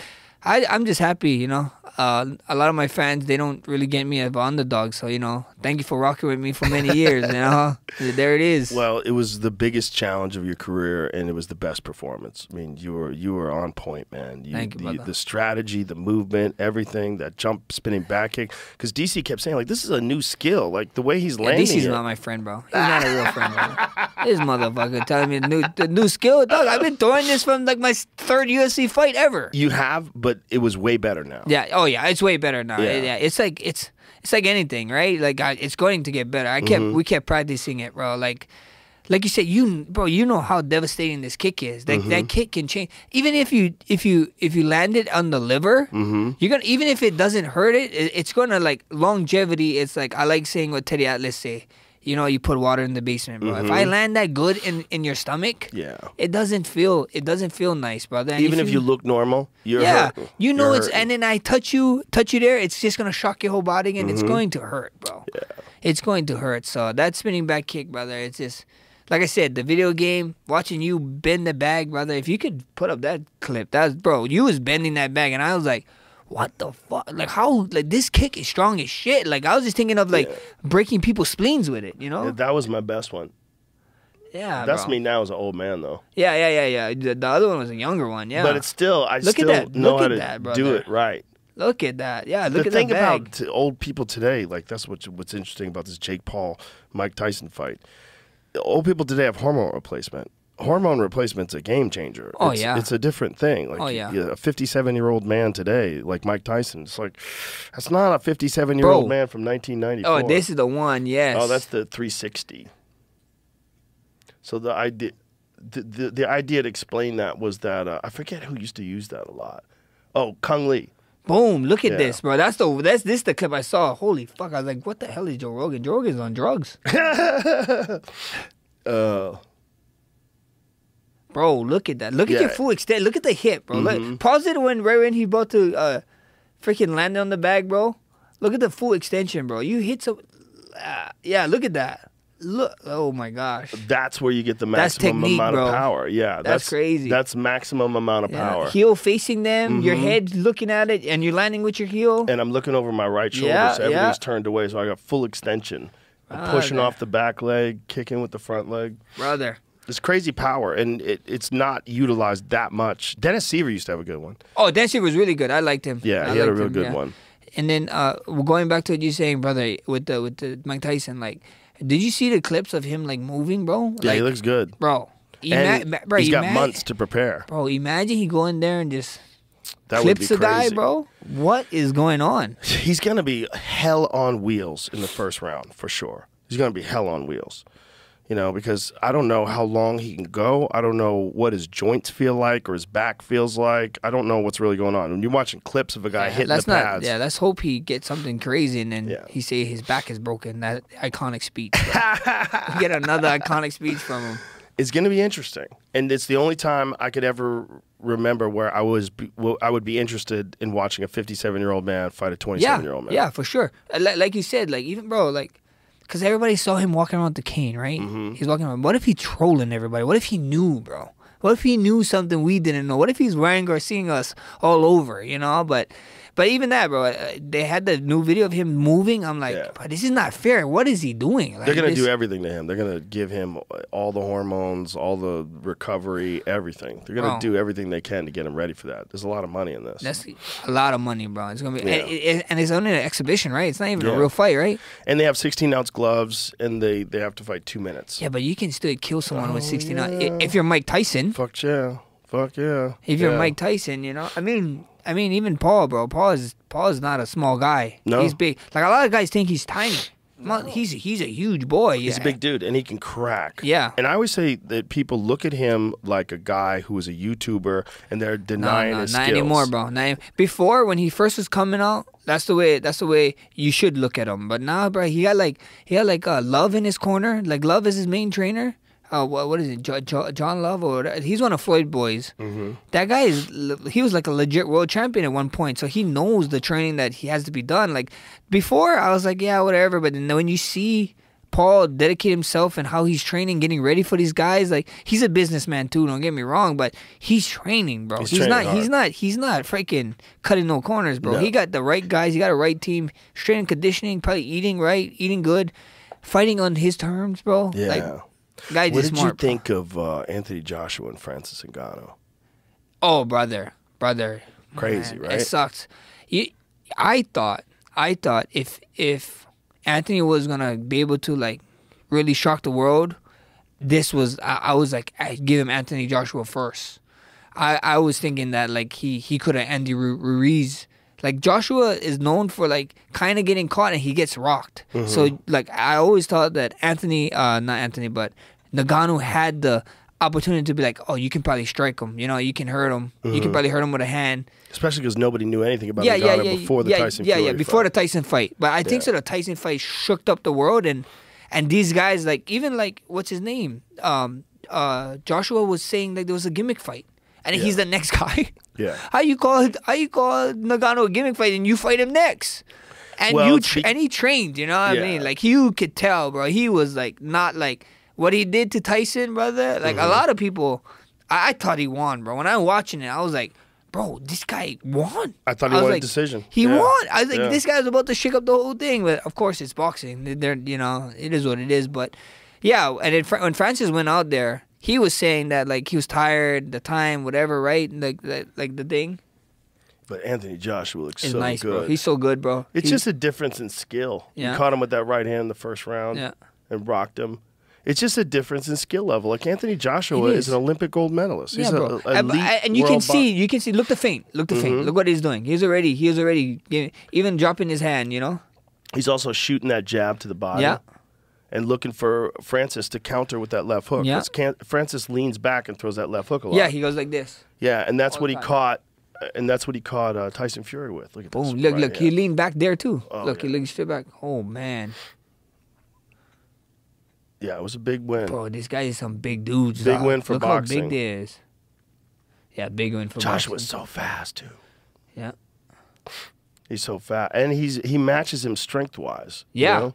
Yeah, Which yeah. is different than strength, Tyson Fury. Yeah, strength and speed, you know? But much faster. Yeah, Look at but- that right hand. Oh, my right God. over.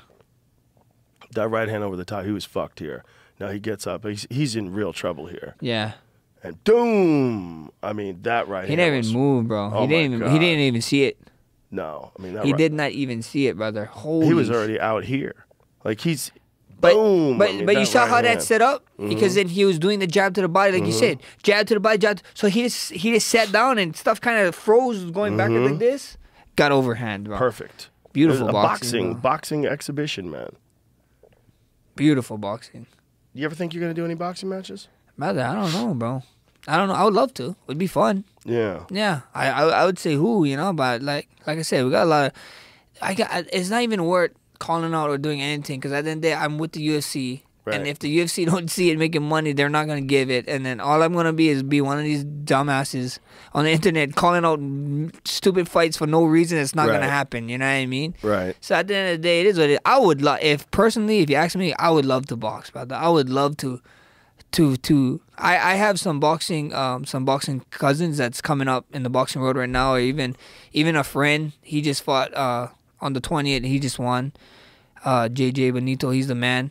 And then my cousin them, they're coming up. They're fighting. My cousin them, and I would love to box. When I box with them, it's fun. It's having fun. I have great. And then to go in there and actually box someone to see the difference, I would love to see it. You know, I would So love to do do it. you have, like, right now, like, at 32 years old, do you have a timeline for the rest of your career? Do you have a thought? I don't wanna fight till I'm 40 for sure. You know what I mean? Like, you know, I always thought like maybe 35, 36. We kind of look at it.